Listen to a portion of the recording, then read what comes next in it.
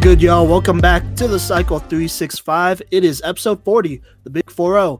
We are recording this on July 7th, 2020. I am one of your co-hosts, Simon Villanos. And I'm one of your other co-hosts, Cody Stoffer. And I'm Liam Hughes. I'm still here. Okay, well, hold up. Is co-host, does that only mean two, or could it mean three? It can mean three. We say co-host when Jesse's here. Okay, that's what I thought. I wasn't sure. We now dub the Liam Hughes co-host. All right. Or host. So, you know, whatever. But I didn't mean to make that sound so dismissive. All right. So we got a jam-packed episode this week. We got a lot of topics to talk about, so let's get into it. Sports is back. We've touched on it before. I know MLB and NBA both have some solidified plans. I don't know about NHL, though. They're looking into Canada for their restart. Like, they have the tournament plan, but they don't have, like, a schedule. Okay. So, you know, NHL is probably going to come back. Soccer's already back. So, naturally, we got to talk about some of the athletes that are opting out, because this sports season in general is a special one for a lot of different reasons. I mean, in case you haven't been living, COVID-19 is actually a thing. It still is a thing in the U.S. You know, cases are actually spiking, so that's great, while the rest of the world is doing extremely better, but we're not going to get into that because we already have before. But are definitely athletes who are given the opportunity to opt out of a season and simply not play. And I don't think that they will get hurt financially by doing that. I could be wrong. It could be different from situation to situation. But, you know, Cody, you were the one who kind of brought this up, and you probably know more about the baseball aspect of, you know, sports as well. So why don't you go ahead and kick it off?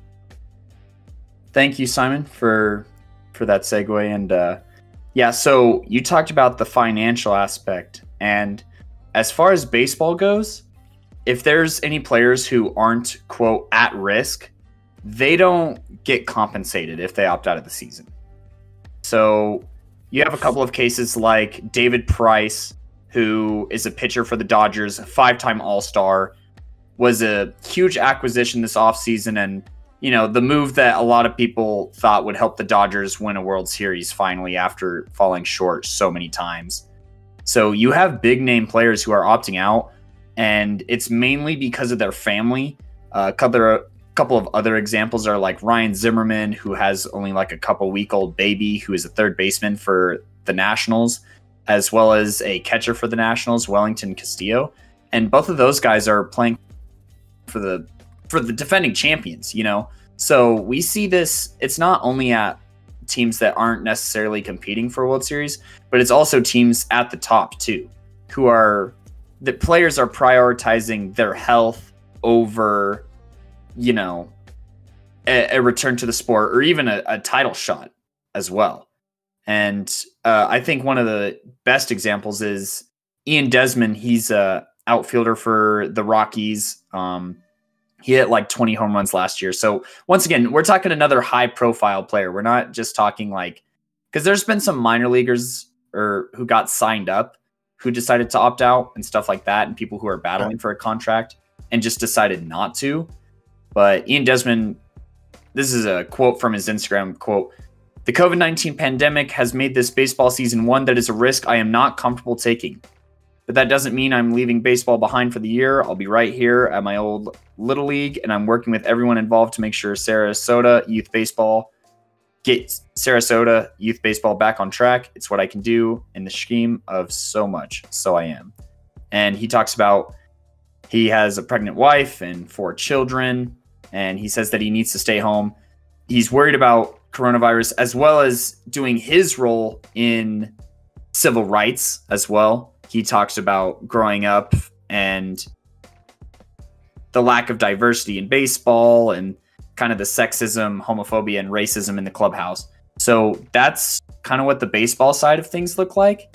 And these guys that I just mentioned, they're not at risk. So they're not getting paid. And so I guess the first thing that I kind of want to ask you guys is, do you think that's fair to have players? I mean, these guys that I've talked about, though, they do have monster contracts and they're not going to lose everything by not playing the season. But do you think it's fair that they don't get any of their salary for making a choice that they believe is the best for their family and their own personal health? No, it's not fair because they signed a contract to get paid, so pay them. That's it. Like, I feel like that's, I feel like that's something that even when a player gets injured, like, okay, if a player gets injured, obviously there are some, parts of the contract, there are incentives, right? But if there are guarantees in their contract and they're not getting paid, that I feel like that's not right. Is that what's going on here, or is it just the incentives they're not getting? No, it's like actual parts of their contract. Like, I guess they would get whatever their signing bonus was if it was over a long-term period of time. But baseball contracts are pretty different in the fact that they're almost, if not all the time, fully guaranteed. Okay. And we'll get into contracts later on in this episode. True. But I still think if you're signing a contract, it goes both ways and you gotta commit. Here's the thing, because people love to be a bunch of hypocrites. They love to side with the team that they're a fan of and be like, oh well, the blah blah blah, this team doesn't have to honor their contract. If you're not performing, then you get out. The contract doesn't matter all of a sudden. But if a player, if a player was trying to jockey for a better contract, get paid a little bit more, because honestly they probably deserve it, they'll be like, oh, why is the player so selfish? Oh, how about you play for the love of the game? How about the love of the game? Like, they love bringing up the love of the game, even though they're getting paid for a reason, because they're this good. It's not about you, the fan, to be honest. It's about the athletes. Always will be. That's what sports is. So I think honestly that's unfair. That's probably borderline illegal. And, I think you got to do what's best for your team. Like, honestly, most of these athletes are not going to be at risk for anything. Plus, it's like some condition they have that is, in itself, for professional athletes, is pretty rare to come by, I feel. So, I feel like it's fair for athletes to opt out in any sport, but, especially baseball, but to opt out, in order to, I don't want to say preserve. What's the word? Protect their family and then still get paid for it, because that's their job and that's the contract they signed. I would agree. I think if these contracts are, like you said, Cody, if in baseball a contract is fully guaranteed, I don't think that has an impetus on playing, right? Like, obviously it should in a healthy scenario, in a healthy situation, but it's a fully guaranteed contract. Right, so does that just extend the contract next year? Does he get the money that he didn't make this year? Does he get that next year, including the money that he is supposed to make next year? What are the details on this, and what's the specificity? Okay, go ahead. Sorry for interrupting. I was just going to say, good. It says the exact quote that I read on the ESPN article about players opting out was just, players who don't play, if they're not at risk, won't be compensated. So I have a feeling that from the sounds of it, it just sounds like it's null and void, is kind of the impression that I got from that wording. Okay. Well, if the team isn't willing to pay them when they're at risk, or even if they're not at risk, just because they're trying to do the right thing, then I think they should consider the contract null and void and go play for another team, personally. That's a little harsh, though. But I mean, I know they're in a lot of players' contracts. I'm not sure about about baseball, but I know there's a lot of like injury clauses and whatnot. But there's probably never been like an illness clause, right? Maybe up until now. Maybe now we'll start seeing some negotiation on that. I mean, that'd definitely be a step in the right direction. I know baseball has comparatively a pretty strong players union. Like, they've had fully guaranteed contracts for like the longest amount of time out of most sports. And it's just really surprising to see this kind of power struggle, especially because like David Price, a pitcher for the Dodgers, who I mentioned earlier, who has been like a 2K baseball cover athlete, like, you know, he's won Cy Youngs for in his time between like the Rays and the Red Sox, and now on the Dodgers. You know, he'd definitely be like an all-star contender for a game. Like he's paying the Dodgers minor league players right now. Like he donated $1,000 to every minor leaguer in the Dodgers farm system, which doesn't sound like a lot, but there's a lot of minor league players. Right. So he's taking better care of the minor leaguers for the Dodgers than the Dodgers are taking care of him. So I think that like this kind of struggle between like players and like baseball is like, to me, especially like leading up to their final agreement on like 60 games just to get to where we are now, it reminds me a lot of, you know, like corporations versus like even normal labor unions. And a lot of people don't see like the exact same thing because they're like, oh, they're athletes, they make millions of dollars. But it's like, okay, but they work more hours than a 40-hour work week person does. You know, they put in time in the off season. They travel a lot, so they don't get to see their family all the time. Like, they're workers too, and their money is on scale to the money that they bring into the sport. So for me, I feel like I personally feel like the players who are trying to make a choice to try and stay safe, right?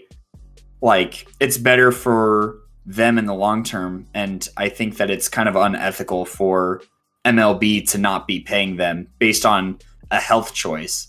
And honestly, by them not playing, they're also saving the MLB money because players are supposed to get tested like every other day or something like that, and tests aren't cheap, you know. Yeah, true. So, but that's kind of where I'm sitting at with like MLB bullying their players again. As always, finding a way. It is what it is, I guess, but should be getting paid. It's a contract, so respect the contract. Yeah, and I mean, there's also instances of NBA players. Simon, I know that you're a bit more familiar on this. Do you want to talk about some of the MLB players that you've seen opt out and kind of the trickle effect that we've seen from that? You mean NBA players? What did I say? MLB. Oh, yes, NBA players. Yeah, for sure. Let's get right into it. So, off the bat, it kind of seems like the overarching thing is that everyone is, okay, not everyone, but a lot of people are opting out for their families, right? I don't think there's anyone that is directly involved, or sorry, not directly involved, directly, what's the word? Impacted? Yeah, directly impacted, at risk to get COVID-19 and for it to, you know, actually be more harmful to their body outside of, you know, a couple of days of being sick. I don't know, correct me if I'm wrong. I'm pretty sure there aren't really any. I know there's a lot of like instances of like just players like wanting to be with their kids. I know Trevor Ariza, I want to say, was granted like I think he was granted some custody of his son, and so it would be a time for him to visit his son, and he didn't want to be away because, you know, in the NBA, when you enter the bubble, your family and friends, or I guess your family and like close friends, cannot come into the bubble until like, I want to say a couple weeks after it started. I'm wanting to say it's the third week of August or maybe closer to September when family and friends could come in. So that's a really long time away from like, you know, from family, from girlfriends, from stuff like that. And there's a lot of things that go into that. And I think that's definitely understandable. I want to say, oh gosh, is it Avery Bradley is doing the same thing? So Avery Bradley is, well, first off, I want to say that he's like the biggest name just because he's on the Lakers. So he's on like a contending team. And his part of his talk was family considerations and mainly his kids. And you're right. Like, a lot of these MLB players are stepping out because they have kids. And a lot of these NBA players are stepping out because they have kids. But if you don't mind, I was going to talk about, there's one instance of a player who has tested positive twice. and has decided to not opt into the bubble. Here, go ahead and talk about it. And I want to say it's one of the better players. It's Spencer Dinwiddie of the Nets. Oh, that's right. Okay, almost forgot. Okay, this might sound a little insensitive, but it wasn't like the Nets are gonna do anything. Let's be real. Kevin Durant and Kyrie Irving didn't opt out. They're already hurt, and they just decided they didn't want to play because they were already put on injury reserve, basically. So it wasn't like they kind of. I don't see them opting out. It's just them not wanting to play, to be honest, and that's just because they're already on injury reserve. So you're on the Nets, and your two best players, the two guys who are actually, I might actually rip into them a little bit because it wasn't even for COVID, to be honest. It was their own thing, but two guys that are supposed to be the leaders of the team, the two guys that are supposed to make the Nets into a contender. If they're not playing, then honestly, why should you? And I get it, Spencer Dinwiddie, he did test positive twice, so he actually has a more valid reason, in my opinion, than Kyrie or KD. I hate to say it, but he really does. And, like I said, we don't know the long-term effects of COVID-19, so there's that. And, I mean, he is one of the, bigger names out there that are opting out. But I get it, you're not competing for anything realistically without your two best players, so why try even to begin with? And already, if you got it twice, then who's to say you get it a third time? And who's to say that this time will be different? Because it could definitely be different. That's what I mean. Yeah. Am I wrong there, or is that a little bit too radical? I feel like it's really not, to be honest, to say that a player wouldn't want to risk, basically getting COVID again, just in general, but they wouldn't want to risk doing that if there's virtually no chance of them competing, of even getting into the playoffs, if I'm being honest. Well, I mean, the Nets were slated to kind of run into the playoffs as like probably an 8th seed. Like they were in the mix to compete in like that, kind of the play into the playoffs, kind of like end of the regular season. You know what I'm saying? Yeah, but I can see what you're saying because, Wilson Chandler has opted out. DeAndre Jordan has opted out. Spencer Dinwiddie has opted out.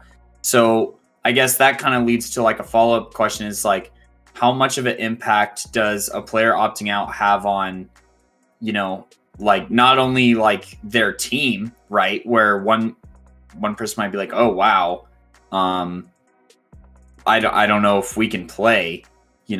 Like this guy's opting out, so is it even worth it to play kind of thing? Right. And also like that team's playoff chances / contending chances. And this goes for both NBA and MLB.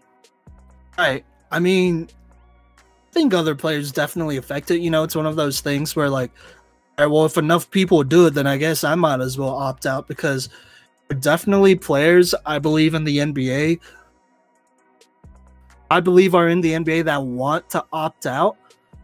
Maybe it's because they don't see other teammates opting out, like, or like some of the bigger stars, so they don't want to be that guy. Like, Joel Embiid is one. He was on something. Okay, he wasn't on something, but he was on about how he wishes that he didn't have to go play, and he felt like he was being forced to. Even though he was most definitely allowed to opt out, and they would have most definitely paid him his whole salary, but he's still complaining anyways. Okay, I'm not going to get too deep into that. You already know, if you've been an OG listener of the Cycle 365, you know how I feel about Joel Embiid and the Sixers in general. I think you share the same opinions, but was talking about that, about how like he felt like he was being forced, even though he definitely could have just opted out. I do think that there's definitely an aspect where some players are not opting out because they don't want to be that guy. They don't want to be that guy that's like, I don't want to play, or at least that's how it would be viewed by a team that's contending. Like I honestly think that on the Lakers, Bron wouldn't let a lot of people opt out. He wouldn't be mad at them per se. I think he would understand because he's a family man himself. But if you're a pretty serious contender, it's really hard to justify that. Especially if you like don't have kids at all, or elderly people that you're around consistently, so That is how I see it, at least. I think there's definitely players that want to opt out, but kind of just feel like they're getting peer pressured into it, you know? Yeah, definitely. Liam, do you have any thoughts on that? I would probably agree. I mean, I figure that's something that we're not going to ever hear a whole lot about or hear as much as we should be hearing about. You know, the sense of peer pressure around players to not opt out. Do you think that there's any peer pressure for them to opt out from their fellow players, from their fans, from their organizations even? If it would be from, like, I'd say that there's pressure, but I think that's mainly like family pressure. Like Simon said, a lot of these people opting out, you know, it's family reasons, or they have like a newborn, or they have like children kind of thing. So yeah. What do you guys think of the U.S. women's national team? They have 3 players who've opted out so far. Megan Rapinoe, the biggest of all of them, Tobin Heath, and then Kristen Press. Let's just be honest. I still feel like our U.S. team will win, even without. Don't get me wrong. Like, those are really important players. Like, no cap, but still feel like we could do without it. And I think it might be a little bit more understandable, maybe. Women's sports, I don't know. I might just be off the mark, though. I could be assuming something that I have no idea about. I'm just gonna throw that out there because I definitely think that, like, some men, just in general, have this whole toxic masculinity thing going on, where they feel like, oh, I'm not a man if I don't play my sport, even though there's a virus that I know nothing about and that could probably kill me in 20 years, but it might not at the same time. So I feel like that's definitely a little bit more of a toxic masculinity culture that might be, you know, I guess urging on some of these men to not opt out of their sport and of their job ultimately. You know? I'm gonna come at it from a little bit different of an angle than Simon. Knowing that the women's soccer team have worse facilities, worse transportation, worse equipment managing, I'd argue, are more at risk to contract COVID, especially during travel, than the men's team is. And I think that this is almost an opportunity for them to continue their fight for equal pay, because they still are not equally paid, and they're still fighting it. You know, like, the case is still going on for the U.S. women's national soccer team. So I believe that, you know, this is almost an opportunity for them to take a stand and push on it. For sure, and I agree wholeheartedly. And it's a good time for them to be, you know, calling this stuff out, that they have lesser facilities and that they have lesser things available to them. True. So I want to just throw a couple of quick numbers, quick facts, and then kind of get into an NFL viewpoint for you guys. So the NBA bubble is going to cost the NBA $150 million to pay for the resorts for all these players, the equipment, the staff, the tests, etc., etc. College football is going to have a hard time paying for all the tests for their athletes. And the number of cases are growing basically every day in every college. You know, there are over like 20 Clemson players, 14 OU players who tested positive for COVID. Baseball was canceled in Mexico, like the Mexican Baseball League. There have been 38 positive COVID tests in Major League Baseball, 35 positive tests in NHL, 25 positive tests in the NBA. How do you think all of this affects the NFL, and could we see players opting out in the NFL as well? Okay, I think there's most definitely more pressure on football players to play, and maybe any other sport, to be honest. Like I said, I'm pulling back on that toxic masculinity argument, to be honest. I think football players, okay, not just football players, football culture, American football culture in general is real, should I say this? It's a lot of things, to say the least. You know, I think toxic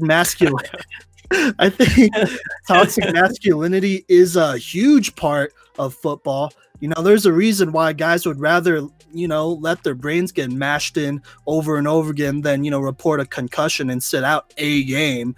But I'm just saying, like, and I'm not gonna cap, like, I was one of those kids too, because that was the culture. Like, since you were a kid, like, you're told that, hey, suck it up. This is football. This is a man sport, which, it doesn't have to be. It honestly doesn't really have to be, but it is. Anyways, it's a man sport, and like, you're not a real football player if you don't play through a dislocated elbow and neck and mouth and like all this crazy, stuff that's just puts a bunch of unrealistic expectation on guys.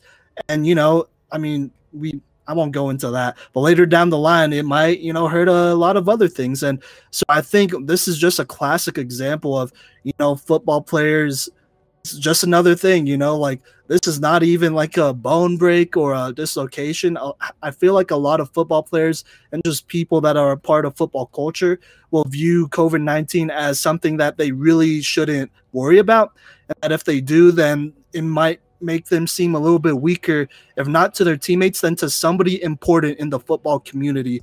And you never know where that might go. So realistically, I don't think there will be a ton of players who will want to opt out, but I do think that a lot of the older players will want to. Like, this is kind of ironic. I could see Drew Brees potentially, or, some players with a lot of kids like Phillip Rivers. I just named a bunch of quarterbacks basically, but you know what I mean.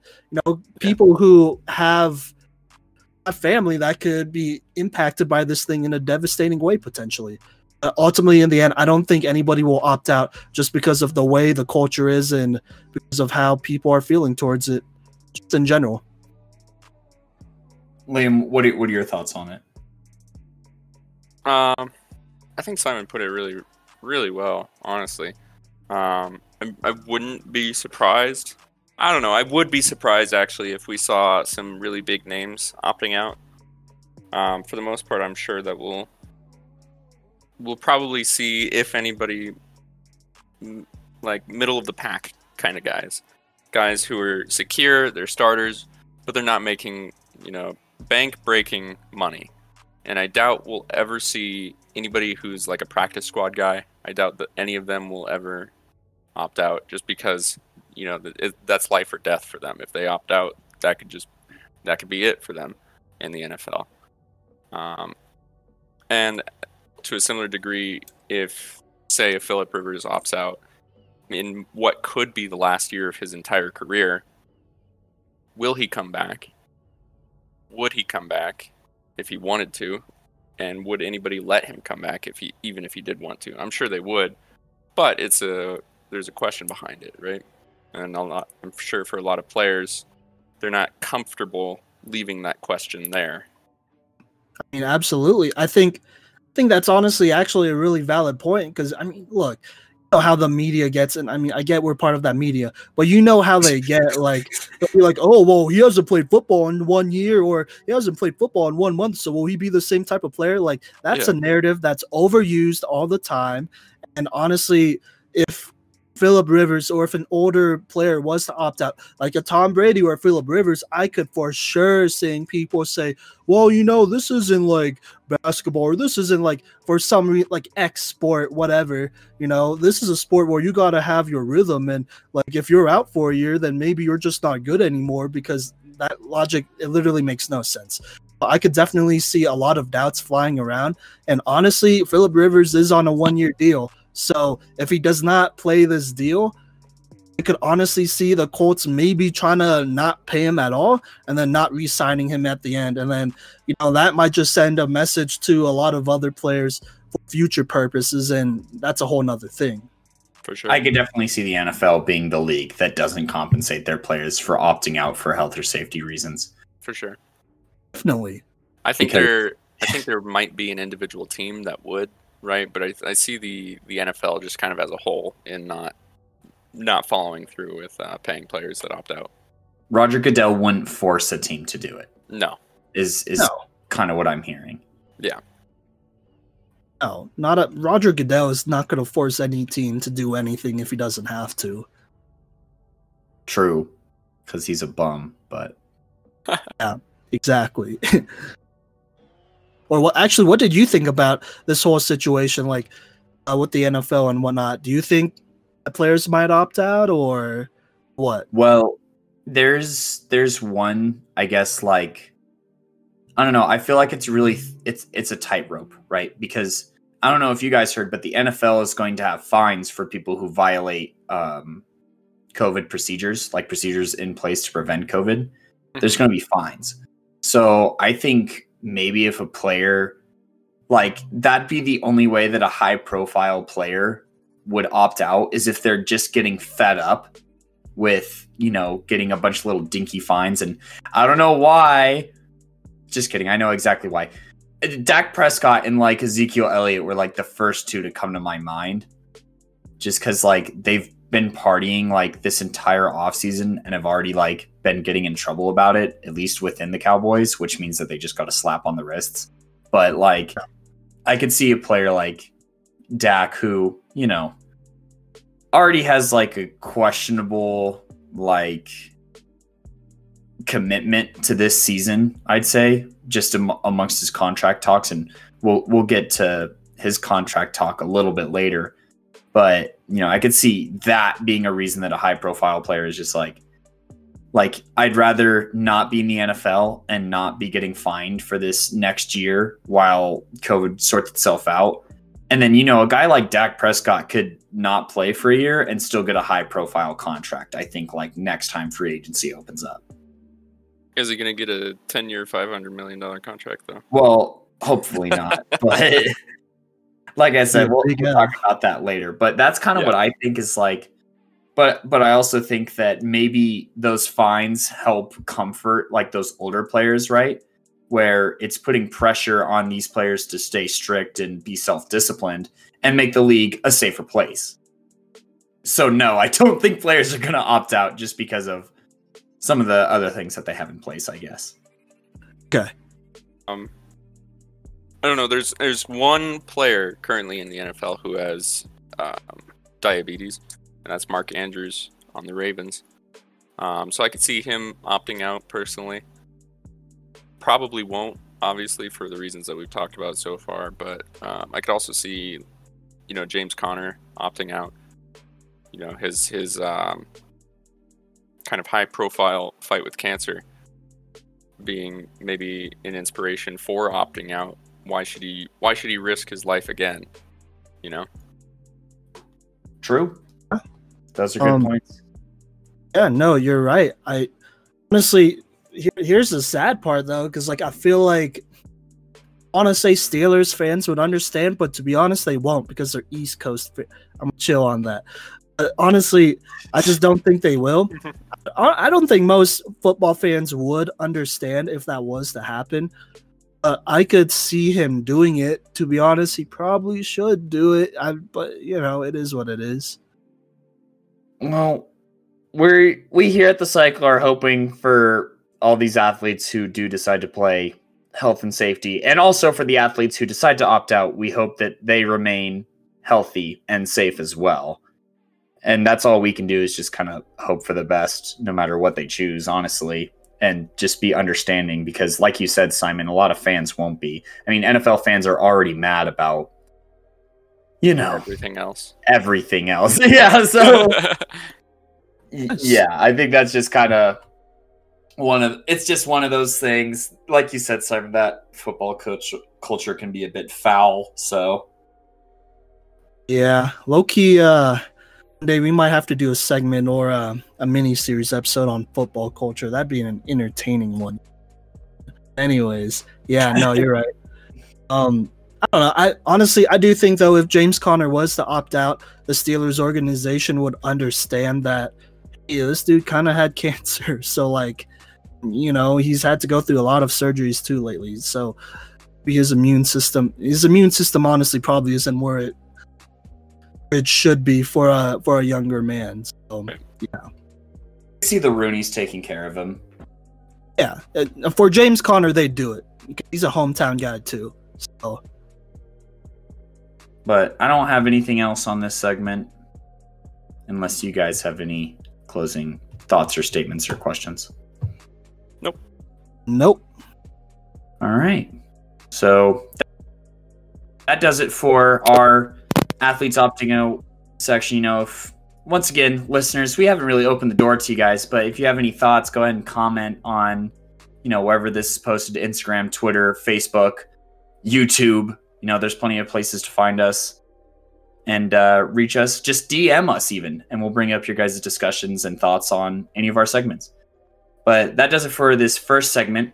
Coming up next, we're going to talk about NBA Players Association and the NBA talking about social messages that can be put on jerseys.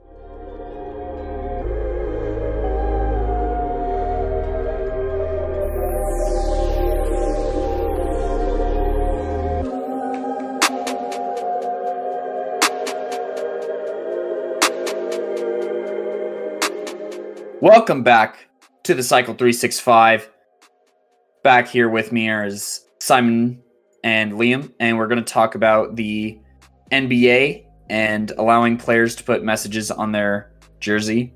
So there's a whole list of suggestions, but some of the,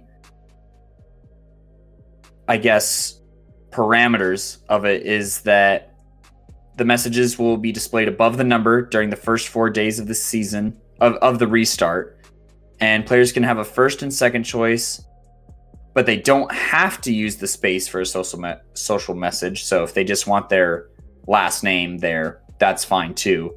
And then after the first 4 nights, a player can go back to their name, and if they choose to continue showing a social message, they're going to have their name go below the number. So players can either pick from like a list of approved messages, or they can go through like a personalized statement. And we've known that the NBA is one of the more, politically active leagues out of like American sports that go. And so, they've been really active, especially in response to George Floyd and Breonna Taylor.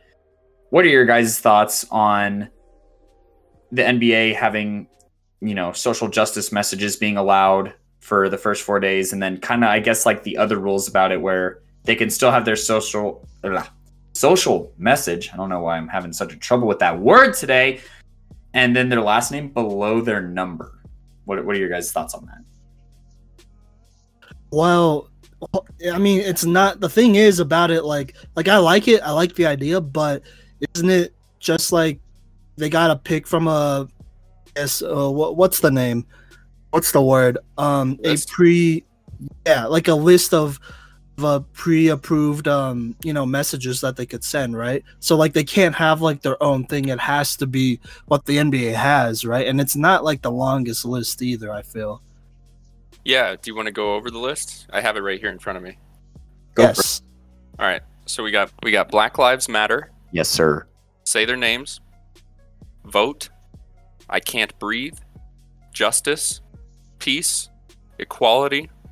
Freedom. Enough. Power to the people. Justice now. Say her name. Si se puede, which means yes we can in English. Liberation. See us. Hear us. Respect us. Love us. Listen. Listen to us. Stand up. Ally. Anti-racist. I am a man. Speak up. How many more? Group economics, education reform, and mentor. Wow, look at that. The NBA allocated an ally spot for all the white people in the league. who aren't brave enough to put anti-racist on the back of their jersey. Bruh. I'm not trying to attack anybody like that, but like also come on. Hey, real quick, Si se puede was low-key the not low-key, it was high-key the motto of one of my football teams back in Texas for a little bit there, and it was a pretty fire thing. So yeah, I had memories. Did you do it? What do you mean, did I do it? I mean, you said yes you can, so did you? I mean, depends what kind of expectations. I'm not going to get into it. No. I felt like we did, and we did as well. So I honestly we don't care what anybody else thinks. So, yeah, of course. No, si se puede is fire. That's a fire message in Spanish. So, Liam, you read the list out. What do you think of the list? Like, do you think that this is sufficient, or do you think that there could have been more done? Well, the number of phrases, the number of messages is sitting right around 30.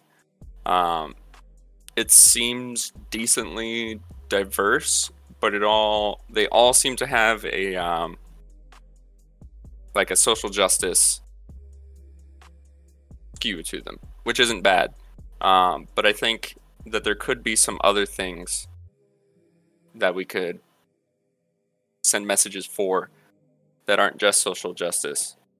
I don't know. There could be like talking about homelessness and stuff like that. Things along those lines you could have messages for as well. I would be open to seeing those. I mean, that's also social justice. You know, it is and also it's under the purview. Yeah, that kind of goes under like group economics and stuff. Right. Very true. Yeah, I'm good with it. I think it's a pretty decent list. Simon, you seem to not be as content with the fact that it's limited.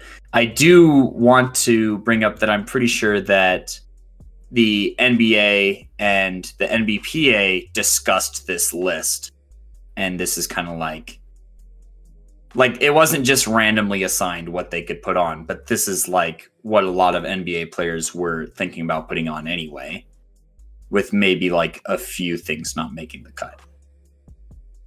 Yeah, no, for sure. And I knew that. Honestly, it's not a bad list. You know, it's a good start. It's more than what the NFL is probably going to do, to be honest. It's probably more than what the MLB is going to do, or especially the NHL. Like, yeah, so it's a really good start. It's something, you know. But I definitely think, I mean, I don't know, man. Like, why not just open it up? Like, you got 1 month, right? From now, is July 7th. From now until the start of gameplay, which I want to say is July 30th / July 31st. So you have a whole month to approve messages, and I feel like players should just be able to say what they want. And if it's approved by the NBA and the people in charge of the player union, then so be it. Like, I remember a couple years ago, I'm trying to remember if this was a whole league thing or maybe for just one game. But y'all remember that one like thing where it was the jerseys with the nicknames on the back? When was that? The Miami Heat. So there would be King James, Jesus Shuttlesworth, stuff like that. Oh, yeah. Yeah, I think honestly, like, let's be real. Like, if somebody wanted to put an inappropriate nickname, they most definitely could have. They didn't because they screened it, and I feel like you could easily do that between now and whenever they got to put on the actual jersey and play. You know what I mean? And I think, look, I think there's a lot of things that could go into this. Like I said, I respect and love that the NBA is doing it. Freedom of speech is definitely a thing, and this is where I'm going to bring in my boy Skip Bayless. I'm not gonna lie, I wasn't really vibing with a lot of his takes for most of his career, but lately he's been putting out some good stuff with Shannon Sharp over there. So Skip, he was saying that as a white man, he feels like that the message of like just everything going on, like approaching privilege, stuff like that, it needs to be pounded over and over into his head and in many ways as possible. Because if you see the same message over and over again, this is what he said, it kind of just blurs, you know what I mean?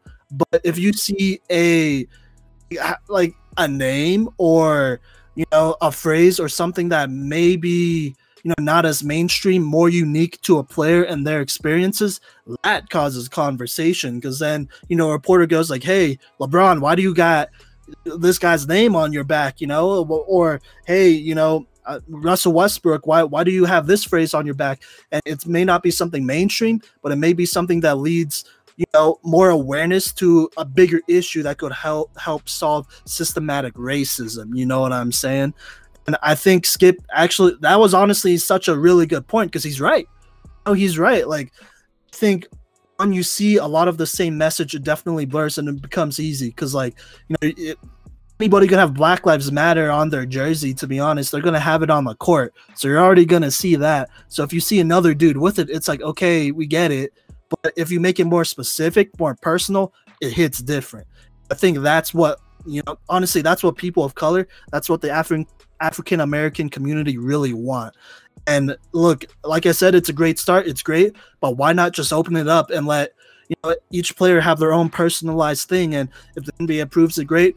Or if the NBA player union approves it, great. If not, then find another thing. Like have a list of things that you could have on your jersey. And I think it's honestly not that hard to do. Like, let's be real. Like, tell me what else they're gonna be doing a month, in this next month moving forward, because pretty much everything's already scheduled. So, and the courts we've already seen are made apparently.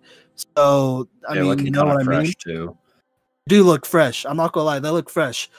I mean, honestly, just open it up. I really don't think it's that big of a deal, because it kind of does feel like that there's a little bit of censorship here, So I'm gonna, I agree. I do want to say, as far as like having names go, that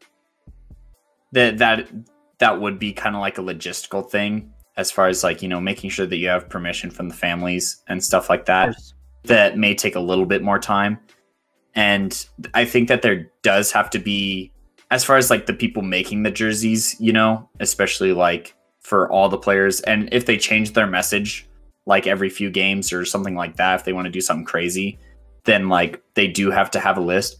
However, Simon, I am going to agree with you that Liam said that this is about 30 sayings or terms. I don't think that's enough. I think that, these sayings are, they're strong, but there's so many other ones that you could put on, like, with as long as some of these are like, you could put end police brutality on one, right? You could put maybe specific organizations like the Aid of Change or whatever, you could put foundations, or there's so many other things that I think need to be on here that just aren't, and I do agree, Simon, that this is like kind of tame, because like a lot of these are just kind of implied, like I can't breathe, say their names, say her name, like we know what they're talking about, right? But a lot of people, I don't think, like, this doesn't get it into their head, like exactly the extreme that is happening in the country right now, and how badly it needs to be addressed. So I do agree, Simon, that this list, I don't feel like is like you said, it's a good start, but I don't know if it's acceptable. I mean, like I said, like there's so much you could cover, and I don't expect the NBA, and all these other, player union to like go through literally every single phrase in the dictionary just to like, you know what I mean? Like I don't expect that. So honestly, why don't just give the players that freedom to choose what they want? Because hey, it's a good start. But already it's not like you have the whole NBA in the bubble, because you don't. You have, the playoff contenders and then the contenders. That's it. So this is definitely doable in my head, and I think they should just go for it. And like I get it with the whole name thing. Like of course you got to get permission from the families and whatnot. Like that makes sense to me. But at the same time, like if that's your biggest obstacle, then I don't know. Why not just do it? You know what I mean? For sure. I definitely agree, and like I think it'd be really cool to see like you said, like Russell Westbrook wearing like a Black Wall Street jersey, because he's going to end up doing a documentary about it and producing it anyways, so he's very educated in that subject, and stuff like that. Specific events can spark change. I think that it could be more aggressive than it is, for sure, and that there is censorship happening. Sure. Yeah, I mean, I think it's pretty obvious what's going on, in that they're not trying to promote like too quote unquote divisive of phrases or messages, right? Like they don't want to call. Maybe they don't. Maybe I shouldn't say they don't want to call too much to attention, but almost feels like that sometimes. You know what I mean? Yeah, I mean, absolutely. I mean, obviously, like you don't want to put things that would openly attack cops and like kind of just villainize the whole thing. Because like, let's be real, like we have been tough on them, but there are some good cops, and if there are some good cops, you don't want to make them feel alienated, you know, because then all you're doing is just making them feel like they're on their own, and like, you know, they don't deserve to be there, when in fact those are the people that need to rise up out of the rest. So I mean, I totally get it. Like you can't, there's just certain things, and I think, you know, we all know those type of phrases that you can't put on the backs of jerseys because it promotes violence, or it could definitely take away from the message that you want to put out. You know what I mean? They just want people from Utah and Milwaukee to watch these games, bro. That's pretty specific, but you're right. Yeah, I mean, I think we all understand why we'll never see like ACAB on the back of a jersey, right? Yes. And Could include that in here, right? Yeah, we could include it. Go on. Yeah, I mean, I think it's obvious that why, and I don't think it's a bad reason. I don't think that's a bad reason to keep such a saying off a jersey. Liam, you also brought up a good point earlier, and this is also building off of Simon's point. You know, as far as like other sayings that could be on there, end poverty could be on there.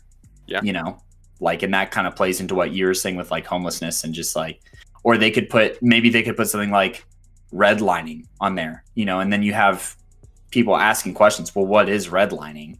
Right. What is this? You know, or down with systemic racism, you know, because they already have anti-racist on there. So I just feel like there's more sayings that are still acceptable, I think, that could be on the jerseys, whether it's historical events, historical, you know, reasons for things, or, you know, things along those lines, or just more sayings like I don't feel like there's anything wrong with putting like end police brutality on the back of a jersey, because they're saying that with I can't breathe at the same time, you know? So exactly. Like, I feel like they could definitely open the door on a lot more things. And there are things that they can just say no to, you know, because I mean, you know, players could send like an email or like call in, and then, you know, the NBA could have like a person who's like, yes, no, or like a committee, you know, give some people jobs to do, because there's so many people that aren't working right now because of the NBA basically shutting down for a few months. Yeah, I mean, agreed. And I mean, look, I trust the judgment of a player union too, if they do have a say in, you know, approving or disapproving messages. And I trust the NBA, if I'm being honest, when it comes to that as well. It's just a matter of getting to the point where, you know, you give players that freedom. And I think it's important to give players that freedom, because, you know, like I said, racism and stuff like that, something that can most definitely be grouped all in one thing, but it's something that every person, not every person obviously, but people of color and, like, you know, everyone in those in that demographic, it's something that they all experience differently. You know, they all have their own personal issues and personal memories and things that go down with that. And I think that's something that could definitely be, you know, prioritized, because it makes this movement that much more human. It makes this movement that much more important, because it's not like, oh, it's just a group of people. Like, no, it's a person that you know next door, or no, it's like your sister-in-law, brother-in-law, or no, it's like your teachers. Like, it's stuff like that, you know. And I think that's really important to do. Yes. Yeah, and I think that's really good and really important to talk about. So, we have anything more on that, or is that much? I think that we said everything that needed to be said. Like, basically, unless I'm summarizing wrong, good job NBA, but you could do better. with like, not like an exclamation point, but you could do better. You know, just yeah, of course. That's understandable. Like, they didn't do a bad. I don't think they did a bad thing. Like, everything could have improvements on it. That's how I see it. Go. If it was one of the kids that I was coaching today, they ran all the way to the 40, but they didn't run through the line. Yep, that's true. They didn't all the way through. Always, yeah. All the way through. Yes. But anyways, coming up next, contract talk. Patrick Mahomes.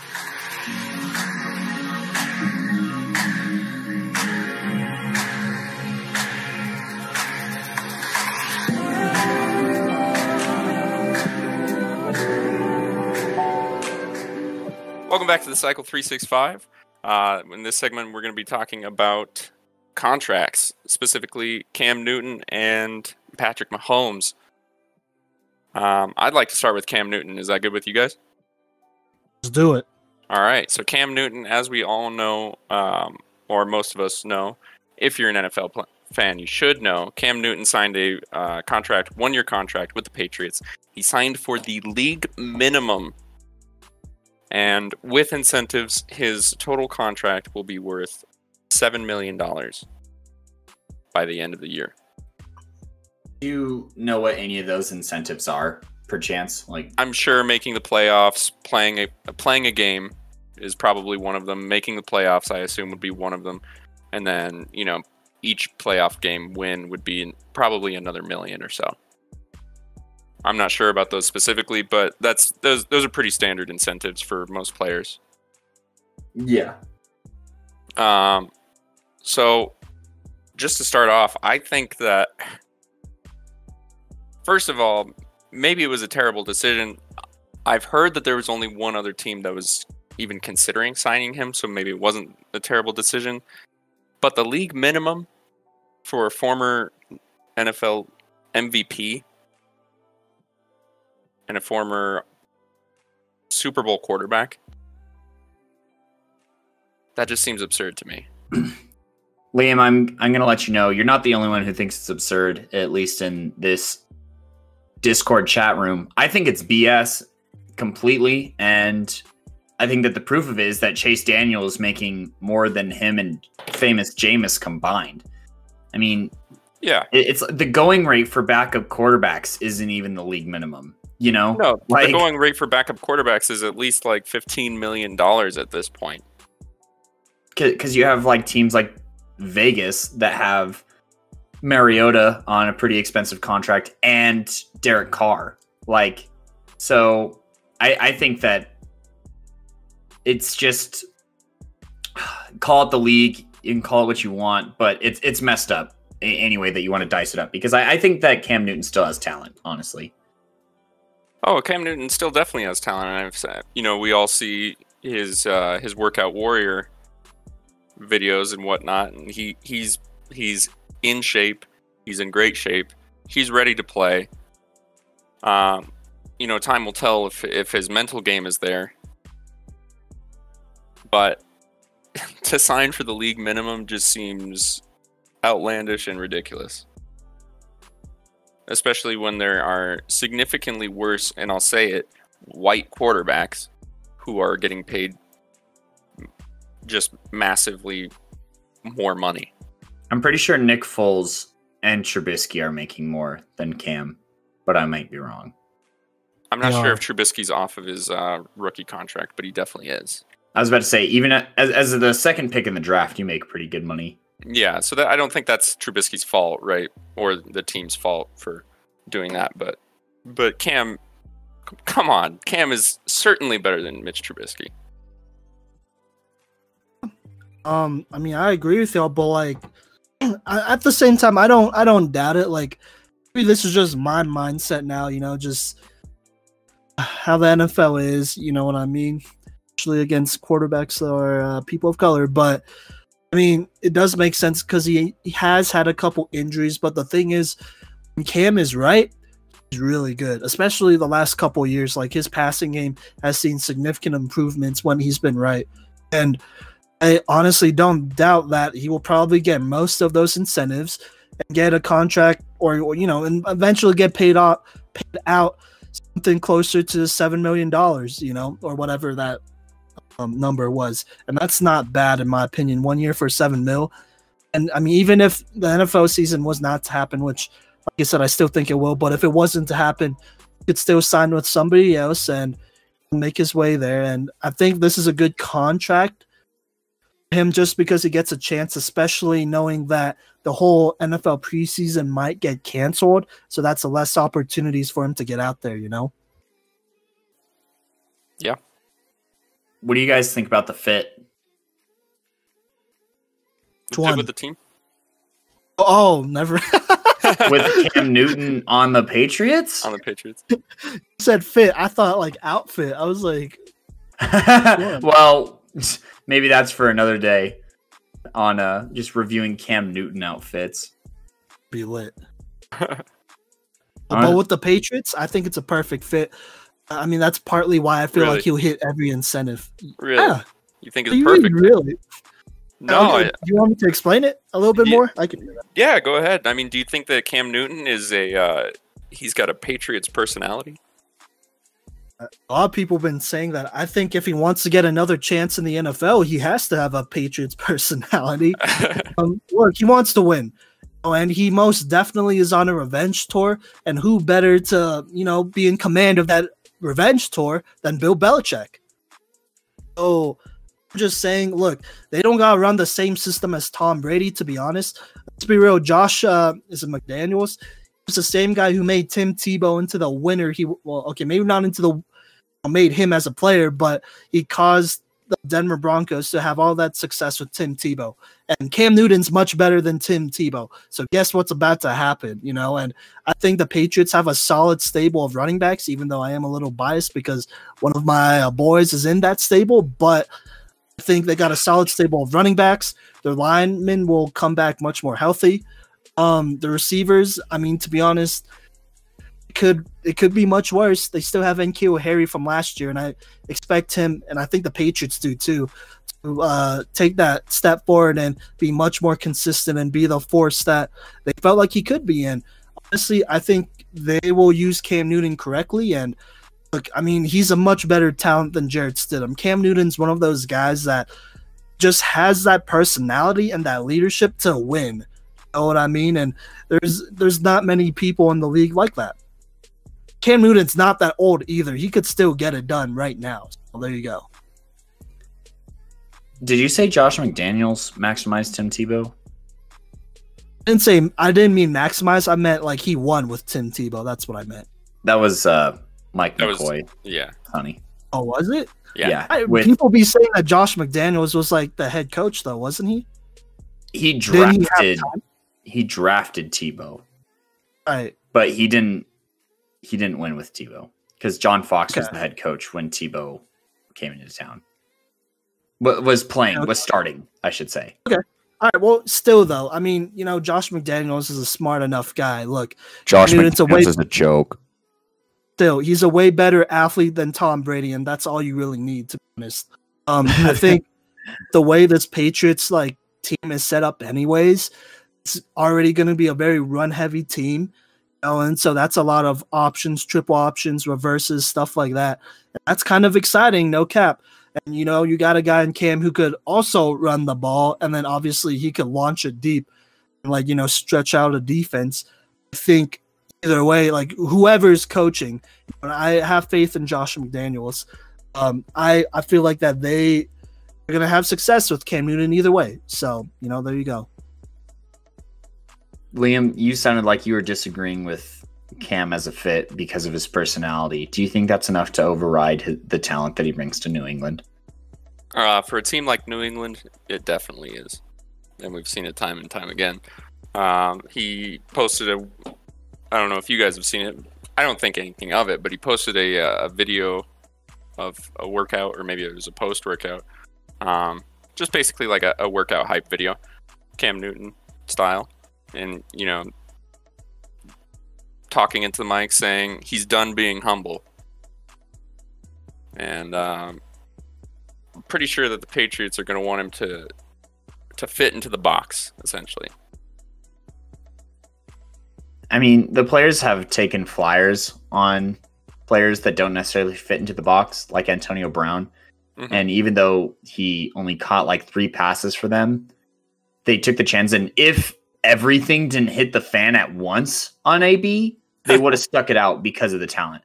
They took a flyer on Randy Moss a long time ago because Randy Moss was really lazy with the Raiders. I don't know if you guys really remember that or not, because he didn't want to play there anymore.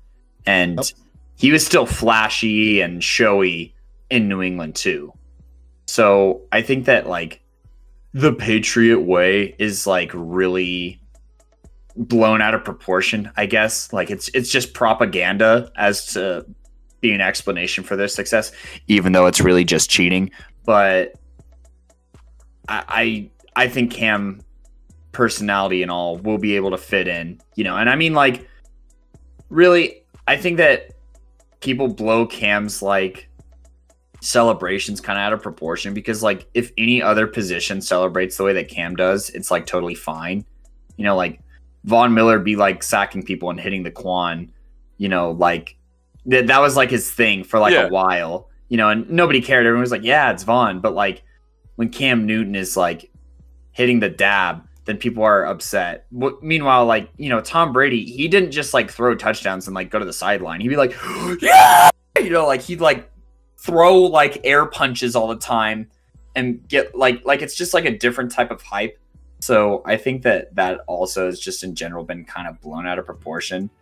Like, bro, if you score like over 45 total touchdowns in a year, you're allowed to like be excited about it, you know? And like, you know, I just think that Cam has gotten kind of dealt a bad hand. So I think that he'll fit in kind of based off of what Simon was saying, because, you know, he is determined. He is mad. He is sick of being humble. Like, I wouldn't be surprised if Cam Newton scored 30 total touchdowns this year. I think 30 is a bit low for. Yeah, I was about to say. Yeah, I was thinking more 40 to 50 total. I'm gonna remember this for the take segment.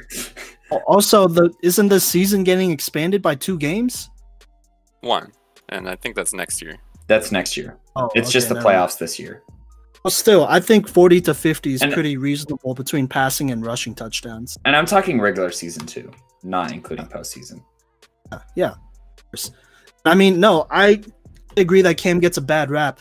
I don't know if either of y'all follow Flemlo Raps from YouTube. He's a YouTuber. But actually first off, he makes excellent football videos that are very insightful. Honestly, he's just a really great guy too. Anyways, he made this like pretty, not super long, it's like 20 minutes, about Cam Newton and about how he's a little misunderstood, and like how some quarterbacks like Russell Wilson, who may have a demeanor and a personality that's a little bit more occasion friendly, you know, comes off as a little intimidating for some people to see a African American quarterback act the way he does, talk the way he does, and, you know, dress the way he does. Like, I know everyone loves to clown on some of his fits, even though some of them are actually fire, but it's just different. And it's not like, oh, I'm sorry, he doesn't dress like Peyton Manning and talks like him and talks like Brady and talks like Breeze. Like, something that he brings up, and it's most definitely something that's existed for a while when it comes to Cam. But surprisingly, when, you know, people talk about Russell Wilson, I'm just gonna say, like, there's definitely different personalities there, and Russell Wilson isn't exactly the most, you know, type of quarterback or player, and that's just not his thing, and that's fine, you know, that's fine. But Cam Newton, that's just who he is. Like, he's that type of guy, and he's a personality for sure. And I think, I mean, honestly, he'll fit. You know, everyone wants to talk about the Patriots way, but, you know, honestly, the Patriots way is just winning, right? So win with Cam Newton, who's a better athlete than Tom Brady ever was in his entire life and will be, to be honest, and just do it. Also, this is something that Katie Nolan brought up. Famously, she's a Patriots fan, but Boston fans definitely have this demeanor of being kind of racist towards people of color. So here's your chance, Boston. Make it happen right now. I think Cam Newton's going to give y'all some really good memories. And yeah, that's it. All right. And that's pretty decent. We'll see, though. We'll see. Yeah, we'll see. It's all on him, you know? I'm definitely sad about it. thinking that the Patriots were going to tank on purpose this year. I mean, they still might. You know, we've seen weirder things with the Patriots before, where it's like Tom Brady's out for 4 games, and then they just go 4-0 in those 4 games, and we're like, come on, man. You never know. You never know what the narrative is going to be with the Patriots. So, yeah. I mean, honestly, if they could go 4-0 with whoever their backup quarterback is, whatever year, they could win a couple games with Cam Newton, Jimmy Garoppolo, and Jacoby Brian Hoyer. Brissett. and Jacoby Brissett. Oh, Yeah, that too. He's better than Jacoby Brissett and Garoppolo put together, probably. And so. Jared Stidham. yeah, he's definitely. probably better than all 3 of those combined in his prime, when he's good. You know. Yeah. I think he just needs to be healthy and he'll be fine, you know. Yeah, I get it, you know, like this is definitely a prove yourself deal. But it's not the worst deal you could get. You're getting a chance. That's more than what Kaepernick's getting, so That's a fair point, but I would say this is the most prove it deal that we've ever gotten in the NFL. I think to sign a former league MVP to a league minimum. Yeah, for I mean that's understandable. I mean he should be paid more. The Broncos paid Peyton Manning over $18 million a year after he got neck surgery, and he couldn't even feel his fingers all the way through. So like, yeah, let's talk about it. Also, Simon really hitting it with he is coming off of injury and he hasn't played a football game in a minute. After talking about it, like, see, that's an actual like concern though. Like, you know what I mean? Because like he has went through injuries. You can't just act like he hasn't played a full season since he went to the Super Bowl like 5 years ago. So No, I mean, he played a full season the whole next season when the Panthers were a wild card team. They went 10-6. really? I thought for sure he missed at least 1 game. Even if he missed 1 game, the Panthers still went 10-6. Okay, yeah, that's true. But still, though, there's definitely injuries, and like I think it's reasonable to say that like you're a little bit nervous. Plus, like it's COVID-19, so you don't have doctors to look at him, and you can't work him out in person. So, or you couldn't have until like just recently. So I mean, like I think under those circumstances as well, it makes sense. and that's fair. I think. Anyways, do we want to move on to the other big contract? Yeah, let's You mean compare. the contract that's actually big? The biggest Yes. contract ever, you mean? Like literally ever Oh. in the history of American sports? Oh, and pretty much, maybe just world do you- sports? Okay, yeah, it's actually probably up there to be honest. But do y'all have the numbers on that real quick so we could just, go off Yeah, of I'll that? pull it up. Okay, bet. So basically, Patrick Mahomes got a 10-year extension. I know he's still under contract these next 2 years. So this year he'll get like 4 or 5 million, and then after that, the following season, so next season, we'll get 24 to 27 million, something like that. And then this next contract, and then after that is when the extension kicks in, just a 10-year extension. And then I don't know the specifics when it comes to the money per year or total. But I think Liam has it, right? Yeah, I got it. For it. So the total amount guaranteed is going to be $477,631,905. His initial signing bonus, I believe, was about $63 million, something along those lines. And in total, the total contract with incentives is worth $503 million, $500 million. Half a billion. And there is $141 million guaranteed in the event of injury. So if he gets injured, if he breaks his leg and can't play a single game, which, God forbid that happens. Nobody wants that, actually. Even Broncos fans. He'll still make $141 million. Yeah. So let's go into initial reactions. I could go first if y'all want. Yeah, go ahead. So I think he's one of the few players, and there's a couple players, trust me, He's one of the few players in the league that most definitely deserves this kind of deal. Here's why. I think I almost said Cam Newton. I think Patrick Mahomes is the type of guy that could win almost whatever squad. If you get a decent offensive line in front of him and some running backs, then yeah, for sure. You know what I mean? And I say that because, you know, we've seen Patrick Mahomes make all of these crazy throws. I think it's pretty obvious that he's the best quarterback in the league right now. He has the strongest arm. He's probably the most accurate. He makes really good decisions. And honestly, even if he doesn't make good decisions, he still makes the pass. And so that kind of just shows that, like, you know, he doesn't always need receivers that are like, oh, maybe getting separation all the time or maybe have the most reliable hands, because at the end of the day, he's still going to put it on the money no matter where they're at. And that's just Patrick Mahomes being Patrick Mahomes. So, you know, he won a Super Bowl, got an MVP. He's only 24 as well. So I think this is warranted. You know, I honestly do think this is warranted. And I am not mad at it at all, because it does set a precedent for bigger bigger contracts for football players. Honestly deserve this kind of money anyways. So, yeah. I'm going to echo Simon's sentiment that Mahomes is definitely deserving of this contract. I'm just going to throw out some stats out there for those who really don't know just how insanely efficient he is.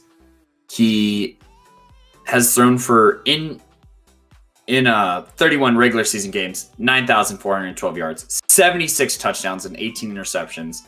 And in 5 playoff games, he's thrown 13 touchdowns to 2 interceptions and almost 1,500 yards. So he's had 2 seasons of starting under his belt, not even full seasons, because he got like a little banged up on his ankle. And, you know, his first year, he didn't play at all except for 1 game. But in the past 2 seasons, he's almost thrown 90 touchdowns. He has over 10,000 passing yards, 27 wins, and 8.5 yards per attempt. And you're right, Simon. He deserves the steal. But I am going to say that I think the Chiefs got a steal. And I think that they ultimately won the steal. Okay. I mean, I kind of agree too. If you look at how much he's getting per year, plus, you know, inflation and all that, I think it checks out. But why don't you go ahead and explain that, though? Well, just so with this contract being guaranteed, you know, there's going to be someone else who gets paid more. Okay, like that's just how it works, especially when you're signed through 2031. Honestly, I would be surprised if this specific deal lasts through 2025 without him wanting more money. Because I think by the time 2025 rolls around, a half decade is a long time. The NFL salary cap is almost 200 million already right now. It should probably be 200 million by the time 2021 happens. And quarterbacks are going to get paid more. There's going to be quarterbacks that I would say probably aren't even as good as Patrick Mahomes, who are going to also get mega deals. And they're probably going to start sniffing around 50 million a year. Dare I even say 55 million a year. But yeah. I think Patrick Mahomes is worth this $45 million because I think he's a generational talent. Simon, you said it best. Any team that he's on, I think immediately becomes a contender. Because I've seen his pass catchers drop so many touchdowns and first downs and what have you. Like, I've rolled my eyes, and I don't like the Chiefs, but just seeing drop passes kills me. And I think that here in 5 years, the Chiefs are going to be looking like the smartest organization where, you know, now they have all this room to move money around. Now, I'd be surprised if Mahomes' contract doesn't get heavier as it gets towards the back end, just to like secure him and try and keep up with inflation. But I think that the Chiefs have put themselves in a great spot for the next 12 years. And I mean, that's until Mahomes is 36. So, you know, if he's still playing at a high level, they'll only need to negotiate one more contract with him. I mean, yeah. I mean, honestly, it really does come down to, though, like, they have to draft well. I think that's something that should be noted. Like, they won't be able to go after, like, huge free agents. They might be able to go after some steals for sure, but they would most definitely need to draft well. And that kind of, it forces them to be much more disciplined, They can't be wasting draft picks. And honestly, they've been kind of killing the draft lately, so they'll be okay. I think they'll be okay. Don't have to hit on a star player every year. As long as he does his job, it'll be fine because it's Patrick Mahomes, and he himself could probably score 30 points by himself. So, yeah, just saying. Yeah. Well, let's talk about the most important part of this contract, and that's the fact that there's no draft cap percentage attached to it. So, or there's no, you know what I mean. There's no cap percentage attached to it. So if the cap goes up $60 million next year, which it's not going to, but if it does, he doesn't get an increase in his pay. If it goes up $100 million in the next 10 years, he doesn't get an increase in his pay. So he could potentially go from being the player who's paid a fifth of the entire cap of his team to the player who's paid a 10th or maybe even a 20th of the entire cap of his team. That would be insane if it goes up that much, but the possibilities are pretty endless at this point going into the future. Yeah, that's for sure. I don't think that'll be that big of a problem, but you never know. I mean, things could always change. That's just life. So yeah. I think this is a fair contract. That's just what I'm gonna say. I guess his contract won't go up with inflation. Is that what you're saying? Or sorry, not with inflation, with the cap, right? Yep. It will. No matter what, so long as the contract continues, it will never go up with the cap. It won't go down either. But I still think that's okay though, because look, man, $500 million in general is a lot of money for a football player. I mean, I guess compared to other athletes, it's not.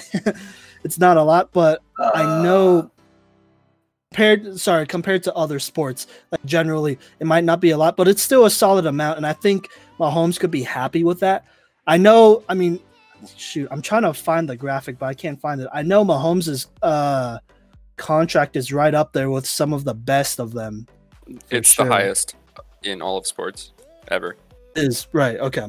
Yeah, it's definitely up for now, I would say, because I'm sure somebody else is gonna. Yeah, and that's just how it is.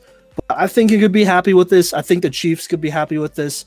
Patrick Mahomes is going to get a lot of advertisement deals and stuff like that, anyways.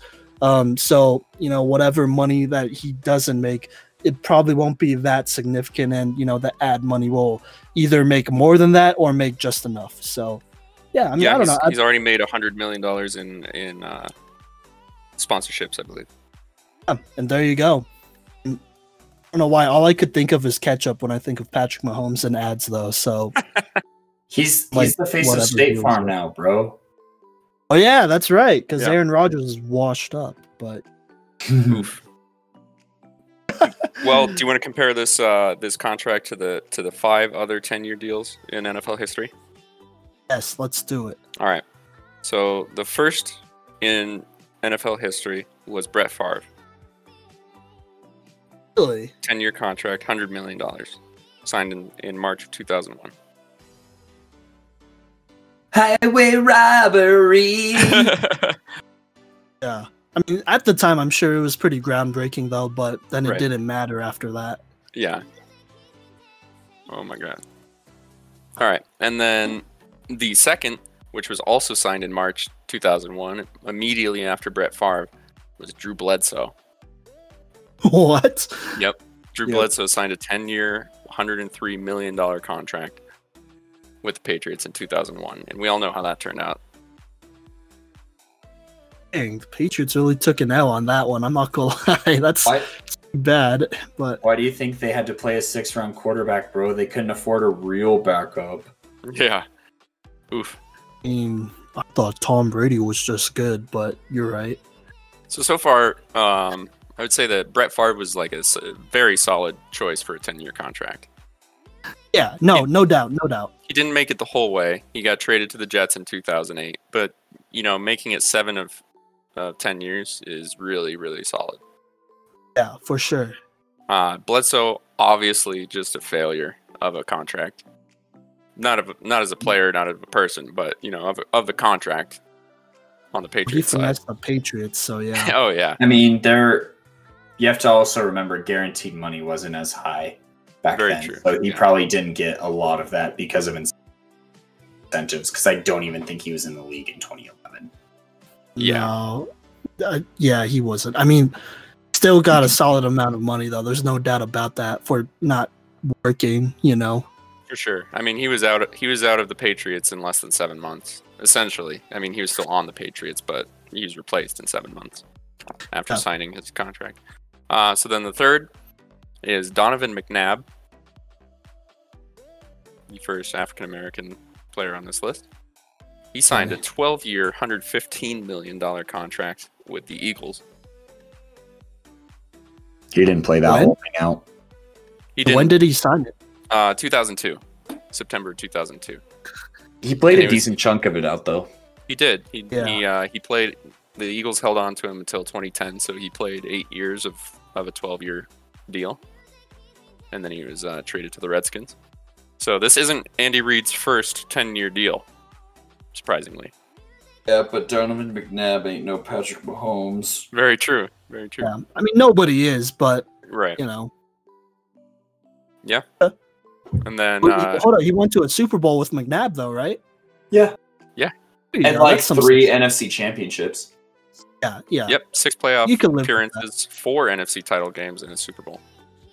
Yeah, you could live with that. Okay. Yeah. He lost 3. That's what it was. Right. Yeah, he lost 3. So He I still would got say that them. was a successful contract, honestly. Yeah. McNabb played out of his mind still. Then you get Dante Culpepper, signed in May 2003. 102 million years. $102 million. 102 million years. Yeah. And that was after coming off of a 6-10 2002 season. So Dante Culpepper didn't even have to be the league MVP and win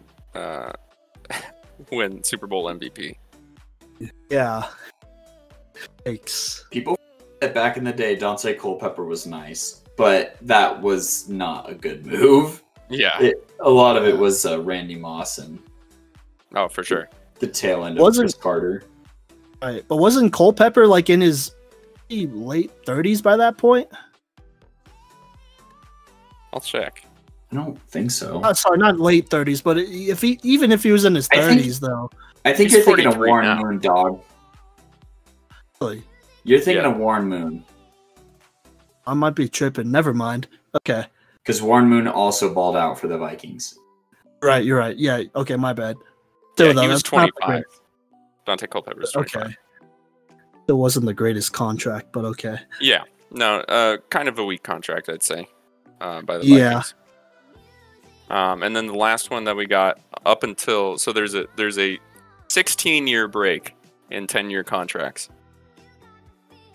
There's 4 in 2 years or 3 years, 5 in 3 years. My apologies. And then there's a 16-year break, and the last one to sign a 10-year contract was Michael Vick in 2004. Well, I don't know if you could properly judge that one because I feel like that could have been a good one, but Yeah. So half and half. So basically, what you're saying is that half of these 10-year contracts are good and half are pretty bad. I'm gonna count Michael Vick as half good and half bad. So there you go. Okay, fair enough. And they've all gone to quarterbacks. And of the 6 contracts, 4 have been to African American quarterbacks, and 2 have been to white quarterbacks. It's actually pretty interesting, no cap. Yeah, very interesting. And then Steve Young agreed to a 43-year contract with the USFL. If we want to remember that one. I forgot about that. $40 million, 43 years. Oh my god. And he got $4 million up front. Well, that's good because the USFL folded. At least he got $4 million. Yeah, he pocketed $4.8 million. He was supposed to. The contract would have gone until he was 65. That's amazing. It's a stupid contract. That's why the USFL folded, bro. Yeah. They're like, wait, what do you mean we have to pay him for that long, bro? Among other things involving Donald Trump, but yeah, you're right. Yeah. But yeah, I Okay.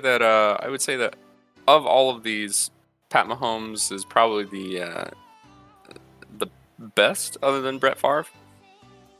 He's right there with Brett Favre. I think as Yeah. far as like initial eye test goes for any of those Right. guys, because okay, Drew Bledsoe gets that giant contract, but Drew Bledsoe didn't have that hype in 2001.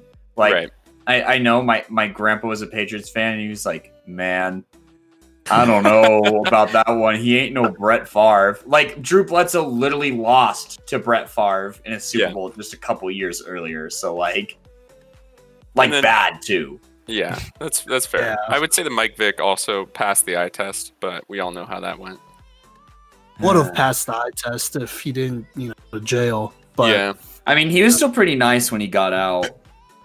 Yeah, Like, exactly. as skill level goes, so. Exactly. And I don't know, maybe honestly, if that whole thing didn't happen, then that contract would have been more than warranted, to be honest.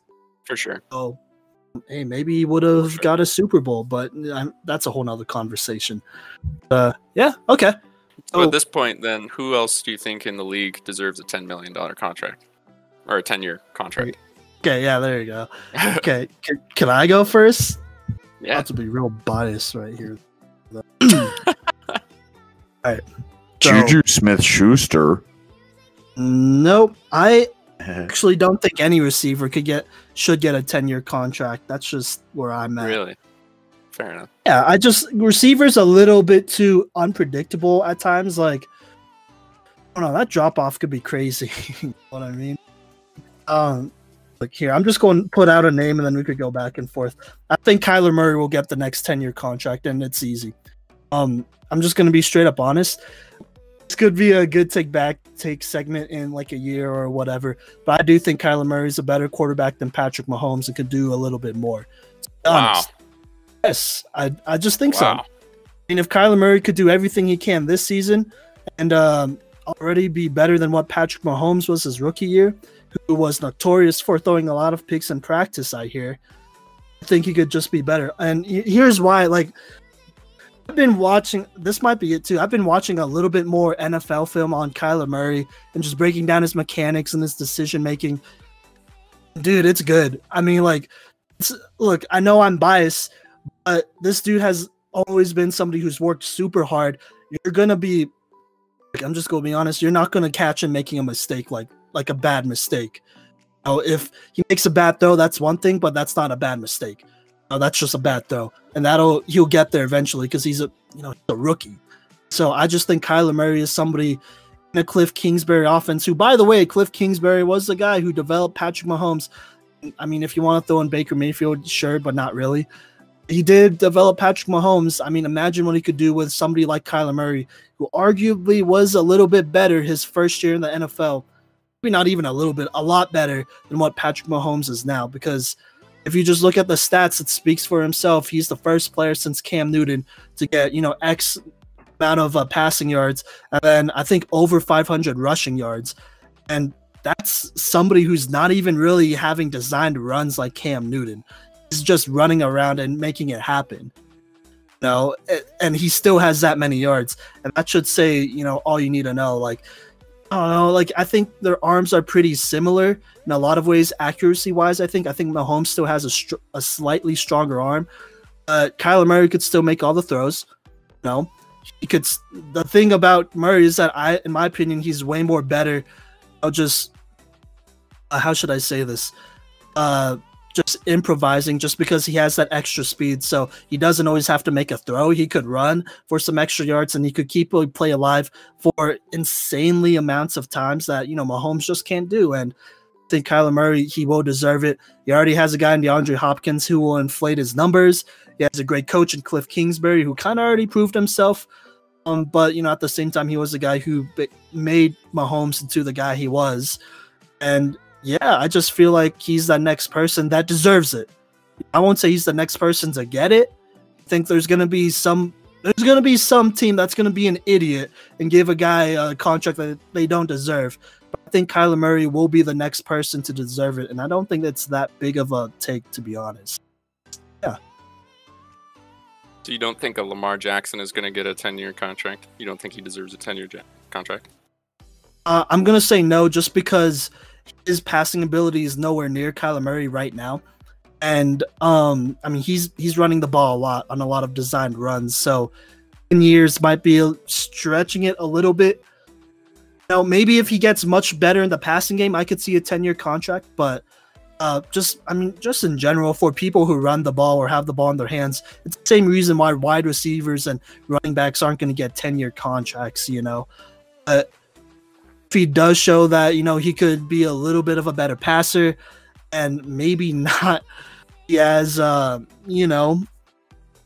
as careless as a runner, which everyone could have their improvements. He wasn't terrible at protecting himself, but everyone could have their improvements. Then sure, I could see it, but I think Kyler Murray might just be a better go right now because, in my opinion, he's just that much better of a passer. Yeah. Disputes, agreements. Cody, what you got? Well, I think that I don't know. I'm not sold on Kyler Murray. I'm not sold on Cliff Kingsbury, if I'm being completely honest. And additionally, Patrick Mahomes only played one game his rookie year. So really, if you want to compare first-year starter to first-year starter, Patrick Mahomes threw 50 touchdowns. So I think that's like really different. But it is, bro. Patrick Mahomes was drafted behind Alex Smith. Like, you really can't compare his rookie year to Kyler Murray's rookie year. The thing is that Kyler Murray was ready to play right away. You know what I mean? And he was considered, just honestly, in the draft, Patrick Mahomes was considered somebody who needed a year to take off. Kyler Murray wasn't. That's why he went number 1 overall. And the thing is that Patrick Mahomes had a whole year, a little bit more than a year, to be honest, sit behind Alex Smith. He had no pressure on him. He honestly, all he had to do was sit and learn. That's it. Kyler Murray, he was kind of just thrown in there, and we know what that exact same Cardinals offense did to Josh Rosen and basically murdered his career. So I feel like it might not be fair. Look, I get it. It might not be fair comparing Kyler Murray's first year to Patrick Mahomes' first year, but comparing Kyler Murray's first year to Patrick Mahomes' all first year starting, technically his second year, might be a little bit of a stretch as well. I'm just saying that's kind of like comparing apples to oranges, because if Patrick Mahomes needed a year to develop, wouldn't you say that Andy Reid and Alex Smith developed him, and you can't just say that it was Cliff Kingsbury? So using the Cliff Kingsbury angle is also kind of a stretch. Yeah. Well, then you could take away the Cliff Kingsbury angle and Kyler Murray's still good. And Patrick Mahomes needed a year to learn, and that's okay. I mean, did Patrick Mahomes actually need a year to learn in order to throw 50 touchdowns? Maybe to throw 50, but I think if he had just been put in and Alex Smith just shipped off, I think he would have easily thrown 30, 35, maybe even 40. I don't know. Kyler Murray didn't have the luxury of being drafted by a team that didn't need him right away. Kyler Murray got drafted by a team who was convinced that he needed to play immediately. And, Kyler Murray certainly would have benefited from having a year off to sit and learn. Yeah, anybody could benefit from having a year off, but I highly doubt Patrick Mahomes would even reach 25 touchdowns his rookie year. Really? Look, his college, if you look at his college film and whatnot, I'm sure there's an article out there that I put out about Patrick Mahomes or something. Like I said, Patrick Mahomes was not ready to, I'm just being honest, to go in the first round. I think he had really good coaching from Andy Reid, really good mentorship from somebody who actually wanted to mentor him, from Alex Smith. He refined his game. He became safer with the ball. He wouldn't make these crazy throws. not crazy throws as in like a crazy throw, but like crazy throws as in try to force the ball into somebody's hands where you could literally just, take a step back in the pocket and wait a little bit and somebody will get open, Like, in my opinion, Patrick Mahomes was extremely raw. He was not going to start his first year. If I'm being honest, Deshaun Watson or Mitchell Trubisky even could have played even better than Patrick Mahomes that first year if he stepped in. Just because I really didn't think Patrick Mahomes' decision-making was up to snuff. Bro, don't give me that. Like, look at his film, bro. Like, he played in the Big 12 too. So let's not get it twisted. Like, back then, like, the defense has always been bad, but especially back then, that was an era known for pretty terrible defenses. Patrick Mahomes half the time just got lucky throwing it up there, if I'm being honest. And it was a Cliff Kingsbury system that may have inflated his numbers as they inflated all numbers back in the day. And I think that's fair to say because it's an air raid system. And just don't think Patrick Mahomes had the decision-making to be an elite quarterback or a good quarterback for that matter. I don't think his footwork was as good back then I don't think his footwork was as good as it is right now because if you watch it back in the day, his footwork was all over the place. There was barely a time he would make a good throw with his feet set, to be honest. Most of his better throws were made while he was running or while he was throwing off his back foot, and that was a habit that they needed to break so they could make him more consistent because that affects accuracy, that affects ball placement, that affects everything, to be honest. And Patrick Mahomes is very much a college quarterback coming out, like a good college quarterback, don't get me wrong, with a lot of raw talent, but he was not a finished product. He was not a Peyton Manning decision-making wise. I mean, if we want to talk Tom Brady, he was not on Tom Brady's level decision-making wise. He forced a lot of balls, and I think that was really obvious when you look back at his film back then. So you're saying the league leader in yardage and touchdowns in his first year as a starter would have been subpar had he started a year early? Absolutely, no doubt. I just want to point out that pretty hot take. Patrick Mahomes makes throws on the run and off his back foot literally all the time. Still. Yeah, he hasn't changed up his footwork as far as like what he's throwing off of because his arm power is that strong. But I don't want to keep playing out this what if because that's the thing that's driving me nuts. When in reality, I agree with you on the Kyler Murray take. Just stop. Okay, fair enough. Just stop dragging in like the Mahomes what if in comparison. Well, it's not a what if. It's what happened. Me bonkers, but I agree that Kyler Murray could be the next long-term quarterback. And as long as Cliff Kingsbury's coaching works and they have a winning season, and I don't just mean a winning season, I mean a superb, like, number 1 or number 2 seed in the next 2 years season, then I can see it. Okay. Thing is with Patrick Mahomes is that it happened. He wasn't good enough to start his first year. He played one game, which was a throwaway game against the Broncos, which I'm pretty sure y'all remember. He threw at least one pick in that first half he played, didn't he? They won that game. I think he threw a pick, actually. Threw a pick, yeah. I mean, the thing is, Patrick Mahomes right now is better than Kyler Murray, okay? There's a reason that a lot of people viewed it as, the Chiefs taking a little bit of risk, trading up for a guy that a lot of people had second grades on, and I think that was pretty realistic. Really wasn't until like the whole draft process went on and like you hit the combine and everyone's like, oh wow, like this dude has a great arm, where like his stock actually started rising, because his stock wasn't rising because of his because of the film that he put out that year. And like, yeah, I get it, like he makes a lot of off-platform throws, but there's a difference between, improvising like that in a controlled manner and then forcing things. You know what I mean? And this is no disrespect to Patrick Mahomes. It's just he wasn't ready. And that doesn't mean like he's a way worse player than Kyler Murray. It just means he wasn't at, how should I say this, that talented of a prospect compared to Kyler Murray. Because if he was, he would have won ahead of Deshaun Watson realistically. And there wouldn't have been a up there. How come? Oh, my bad. I meant like he would have like for sure have been projected to go ahead of Deshaun Watson. But I'm changing the subject just a little bit. How come Deshaun Watson wasn't the first name on your list? Being that he's a proven winner and arguably next in line for a contract after Patrick Mahomes. Texans wouldn't give him that deal. Let's be real. I think the Cardinals are more of an open-minded team than the Texans, and I just don't think the Texans would give him that deal. Do you think, especially with Bill O'Brien? What was that?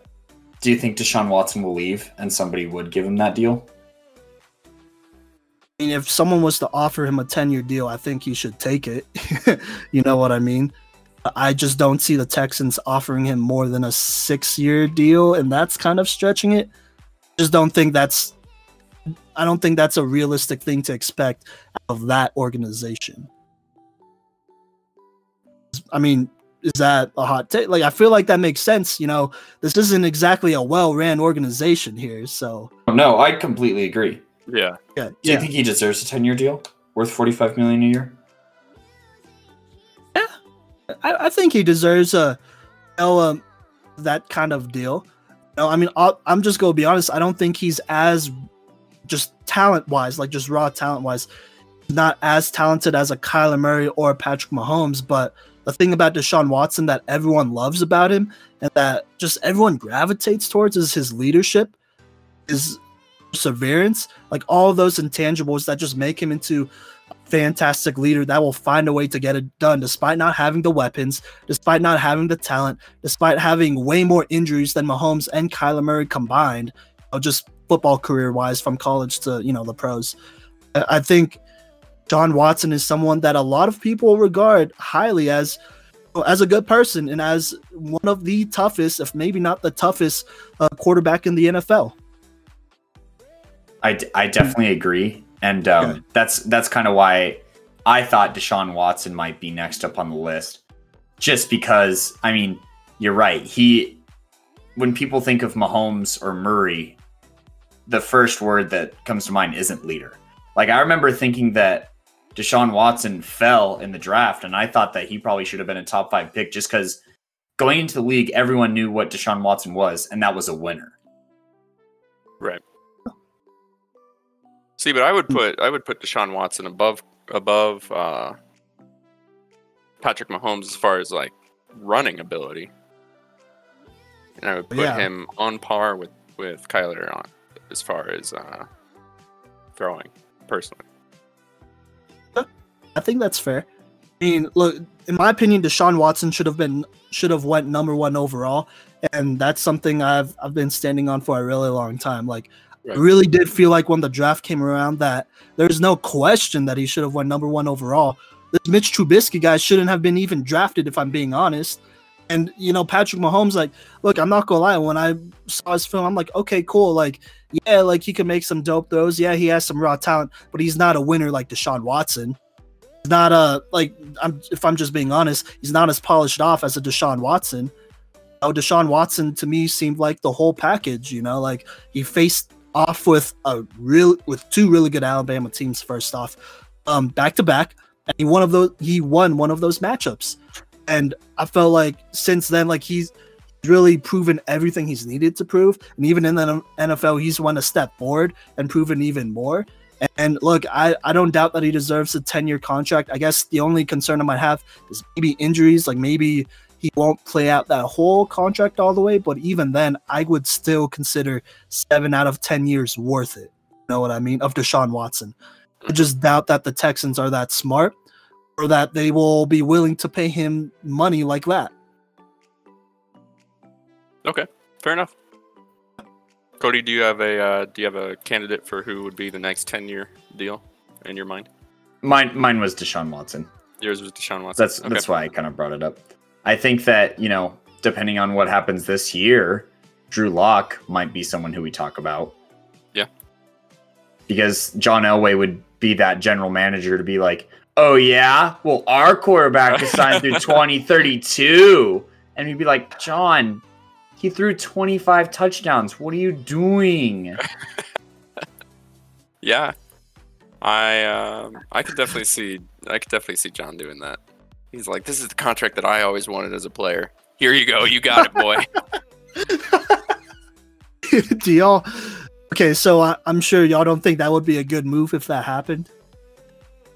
I mean, It if depends Drew on what Lock happens threw this like year. 50 touchdowns, then I'd probably be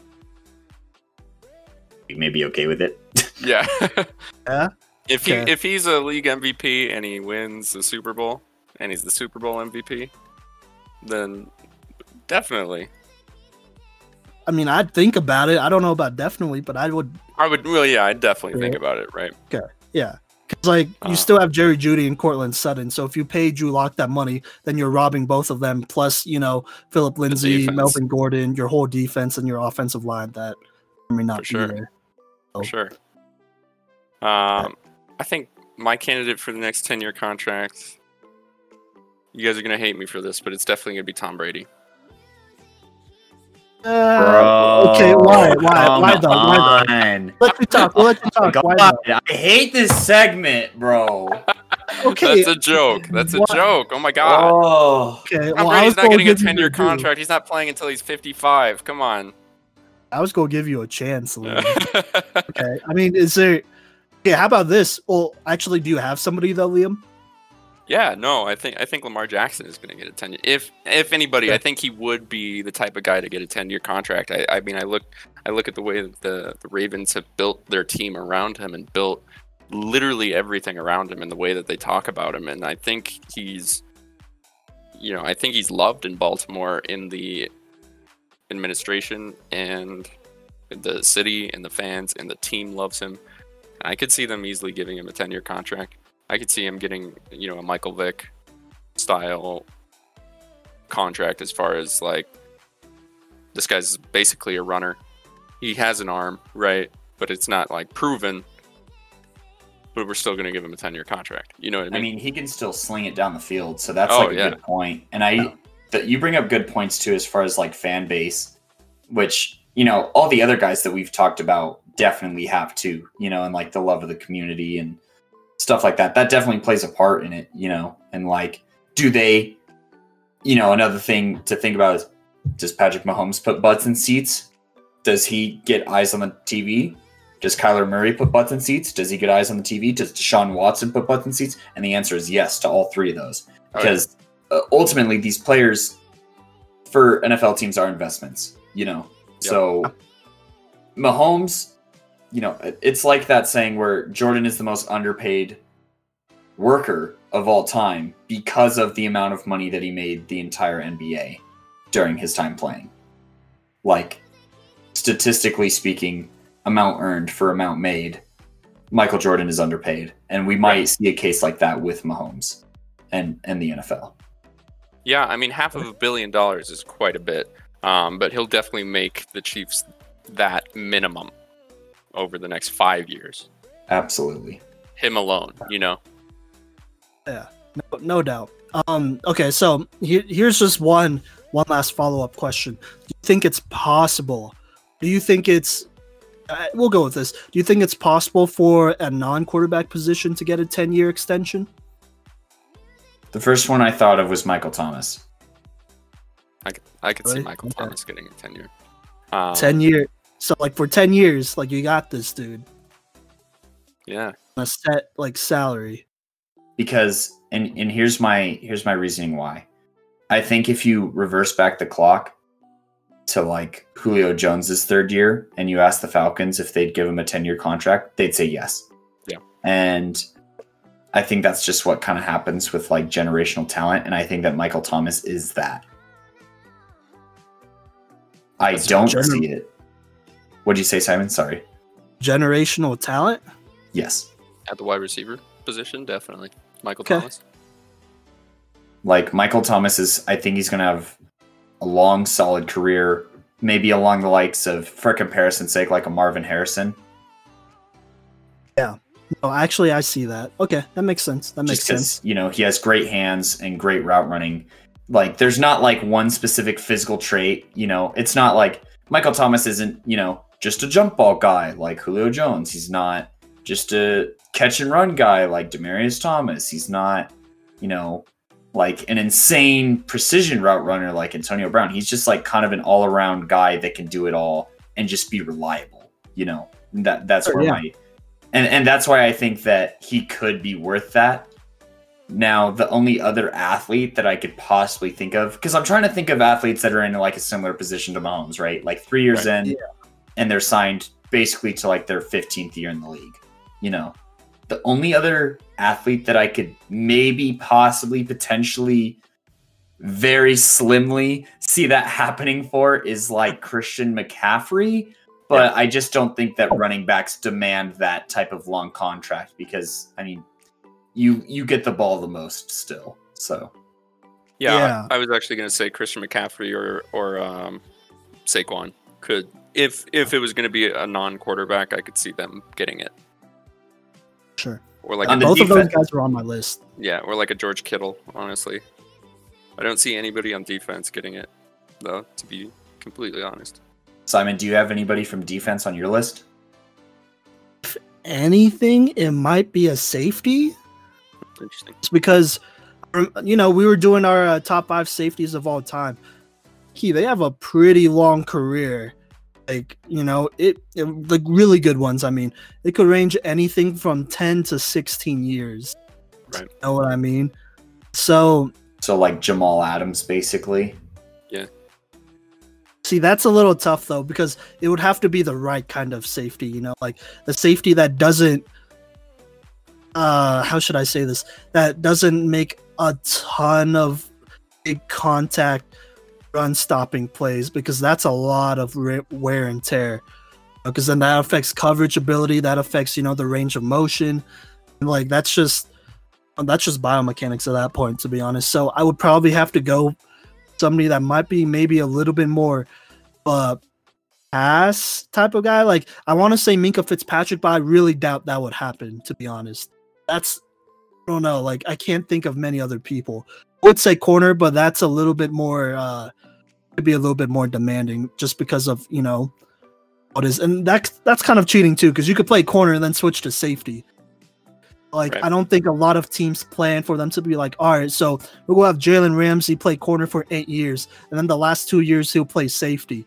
He thinks that way. That's way too far down the line, So, yeah. I'll tell you who my guy would be on safety to give a 10-year contract. I just had his name. Oh, my God. Daniil Hunter. Safety? What? Daniil Hunter? He's not a safety. I know, he's an edge. Yeah, defense player, I said, didn't I? No. You said safety. Oh, did I? That's why we were so confused.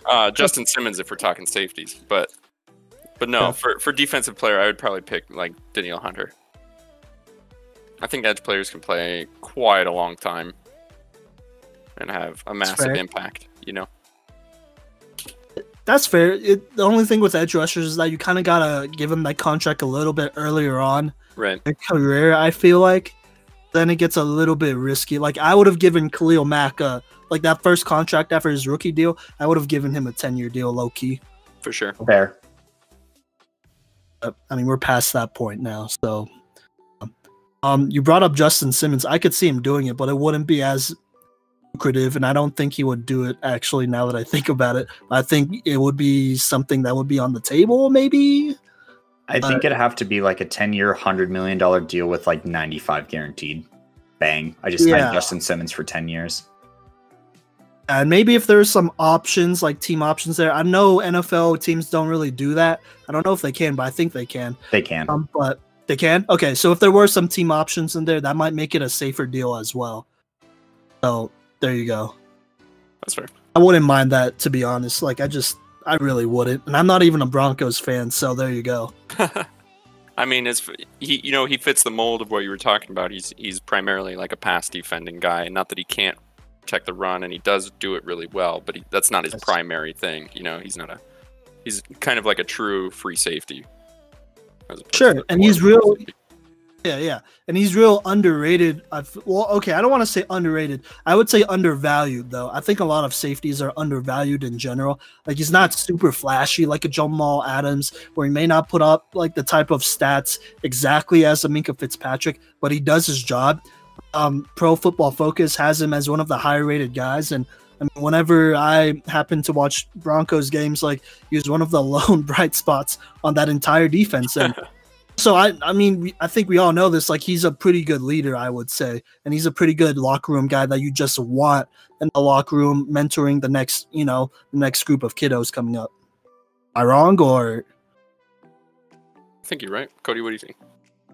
Justin Simmons is a great guy. He's good for the culture and would be a good 10-year contract guy on a bargain deal. All right. Yeah. Is that Shout out. You heard it here first, Broncos Nation. Yeah, I think that's a good one. Shout out to Rebecca and Alicia. Hey, if you have not checked our last mini-series episode with Alicia, by the way, on Cheer, check it out. It's really good. I low-key kind of called out my offensive line in that, but I haven't gotten any text messages yet, so I think they agree with what I said. Anyways, they've met Justin Simmons a ton, so like, a ton. So there you go. But anyways, I think that wraps up this segment. So coming up next, we have another good take, bad take segment, and we're going to talk about the Washington football team. Be named. Up next.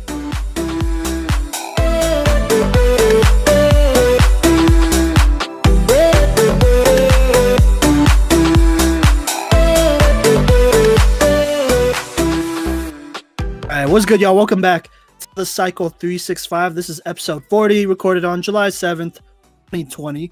This is the last segment that we're going to do. Another good take, bad take. And this time, I wouldn't say that there is a definitive quote that we said, because it might be too long to include into this episode. But if there is, it is. I don't think that the Redskins are a well-ran organization because their owner's an idiot.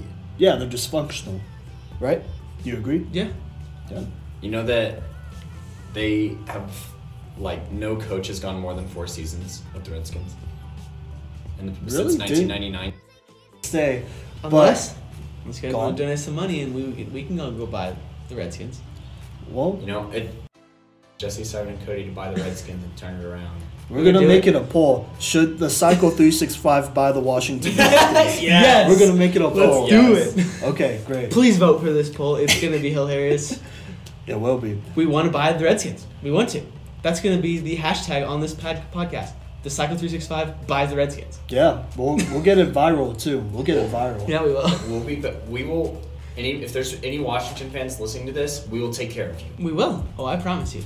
Also, Cody and Jesse are qualified. They're both the sports marketing majors. Sports admin, yeah. We're Sports admin admin right now. We know how it works. You're right. They do. Cody's going to run the business side. I'm going to do the scouting. Simon's going to coach the team. We'll see. we'll see. So basically, we said in episode 7, sell the Washington Redskins to us, right? Yes. Yeah, that's basically what we said. And, in that whole, not the whole episode, but for a lot of it, we talked about, we were talking about how this Washington team should change their name. They should rebrand, and, their ownership is kind of whack. And I think it's pretty obvious that they're whack and that they should sell it to the Cycle 365, specifically Cody, Jesse, and I.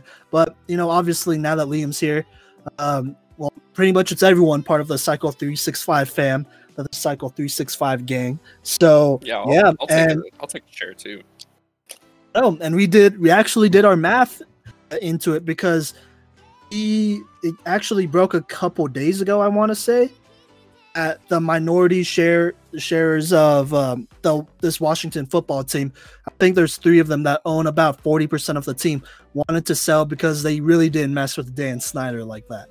And, everything's kind of coming to pass what we said back then about how they should rebrand and new ownership. Hopefully that ownership could be us, but, I don't know about that, being honest. But, yeah, so they did announce last week that they are changing their name, or that they're going to review to change their name. So, I guess there's a chance that they still may not change their name. But, yeah, I think we actually hit it on the spot. This might be the first take we have that is pretty definitively right. All right? Yes. Now, the bad take half of this is that the Cycle 365 unfortunately doesn't have like $450 million. Yo, Patrick Mahomes, if you want to hand out a small loan to buy the Washington football team. But we had a couple of good ideas as far as like what to change their name to. And we also talked about that there should be pressure on ownership, not only to change the name, but also to stop being such a bad franchise. But you know, it's finally kind of happening. I think that it started with FedEx FedEx asked the Washington football team to change their name, and FedEx is paying Washington $205 million that runs through 2025. And so if they pull that money is just gone. And also Nike and Pepsi also threatened to sever ties unless the team changed its name.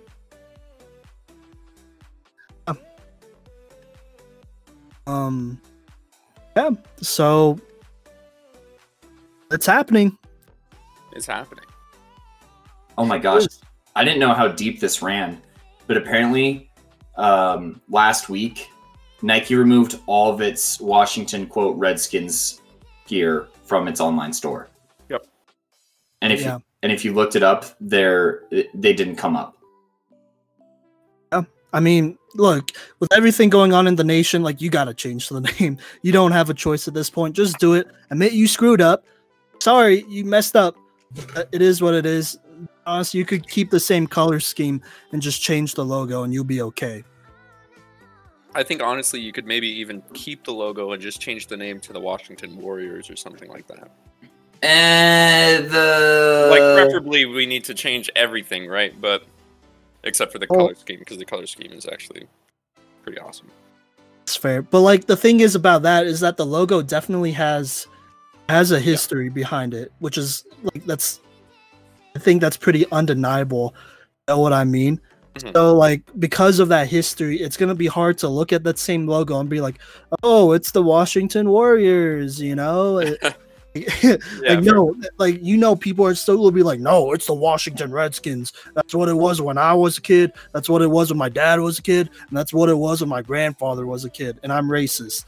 So I mean, you're right though. I would chill. Keep that, please. That was amazing. Because you're not wrong. Because you're not wrong. You're not wrong in the slightest. And it's racist. You know, it's racist. I'm sorry, but it is. No, don't be sorry. It is. I mean, it's interesting because I wrote a paper about this in my social influences class, like my final paper.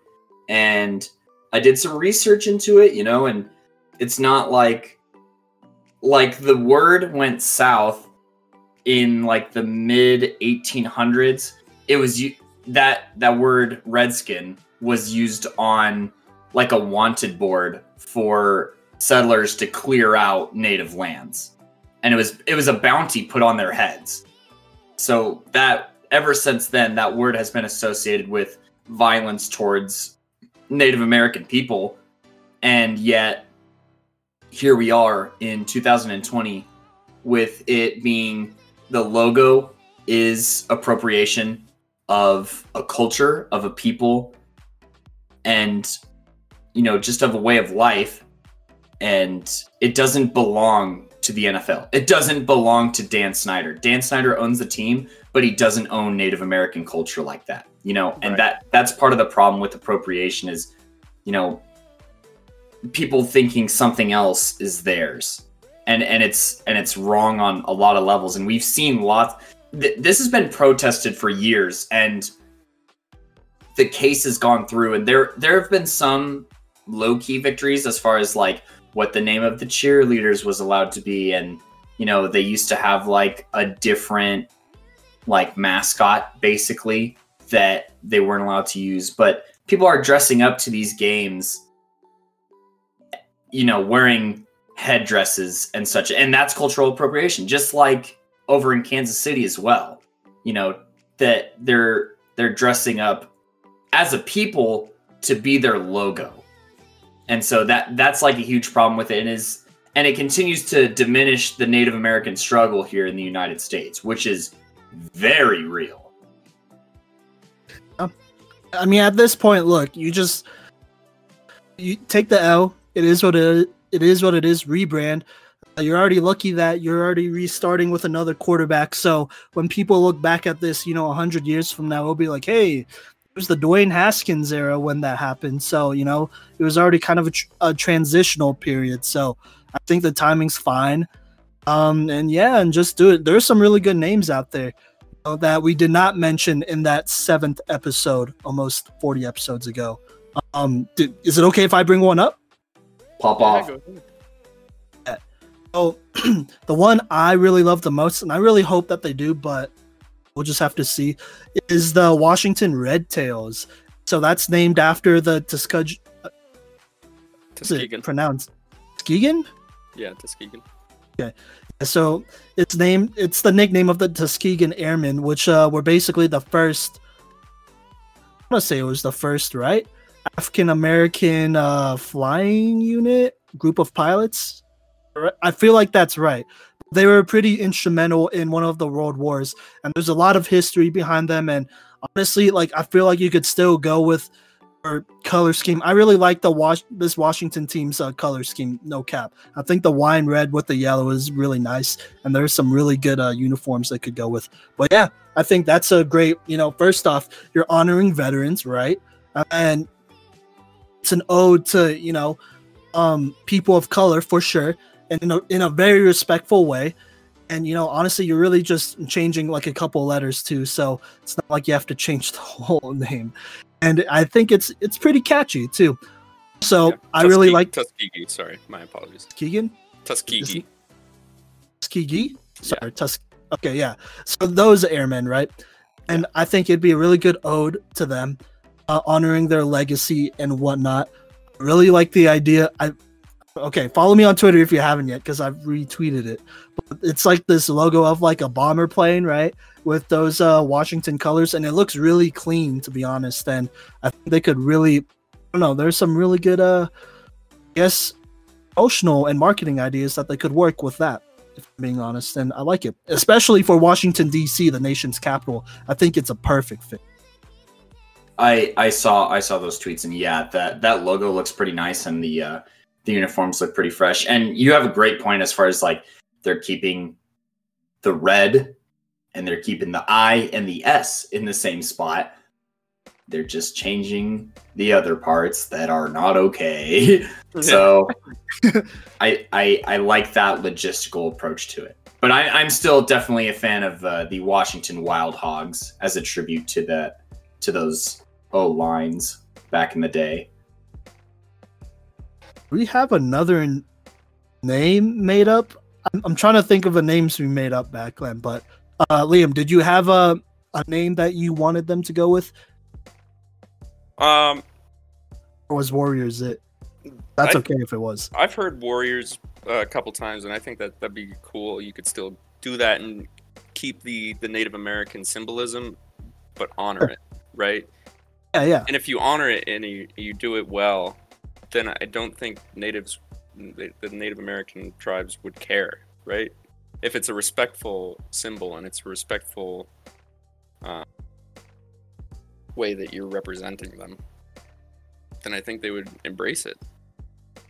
Well, but as long as they pay them or get permission. Yeah, for sure. And that's one thing that you would have to obviously do. I mean, no, for sure. I mean, I guess my only thing is that just change the logo up so it's not like the same old historical logo they've had forever. Yeah. That's fine. I mean, the logo itself is, like I said, appropriation and a caricature. That's pretty racist. So yeah. No, the logo definitely needs to change. You could change the logo to, I don't know. To they could just change it to the spear. Or a spear. They've had the spear logo before. Yeah, I would say don't change it to an axe because we all like a tomahawk because we all know what that would imply, right? Yeah.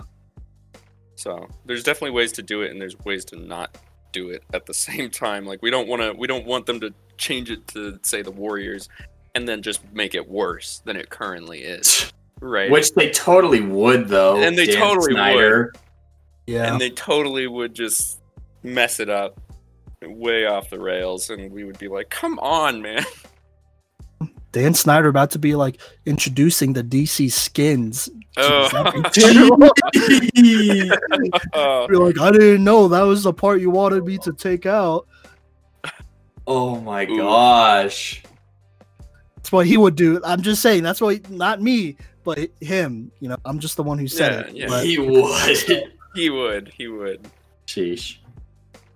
But I think that's I don't have anything else to add on to it. I think it's sad that it took financial pressure to get this done, but money talks. So Money does talk, and ultimately I think that's what people don't want, right? They don't want it to take financial pressure, especially when it's like, just for example, like Pride Month, when companies just roll out the Pride flag for a month and then the rest of the year they don't care, right?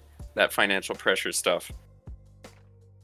Yes, it gets things done, but it's like it's a half-hearted attempt at the same time most of the time. absolutely. Like, preferably, it would have been Dan Snyder.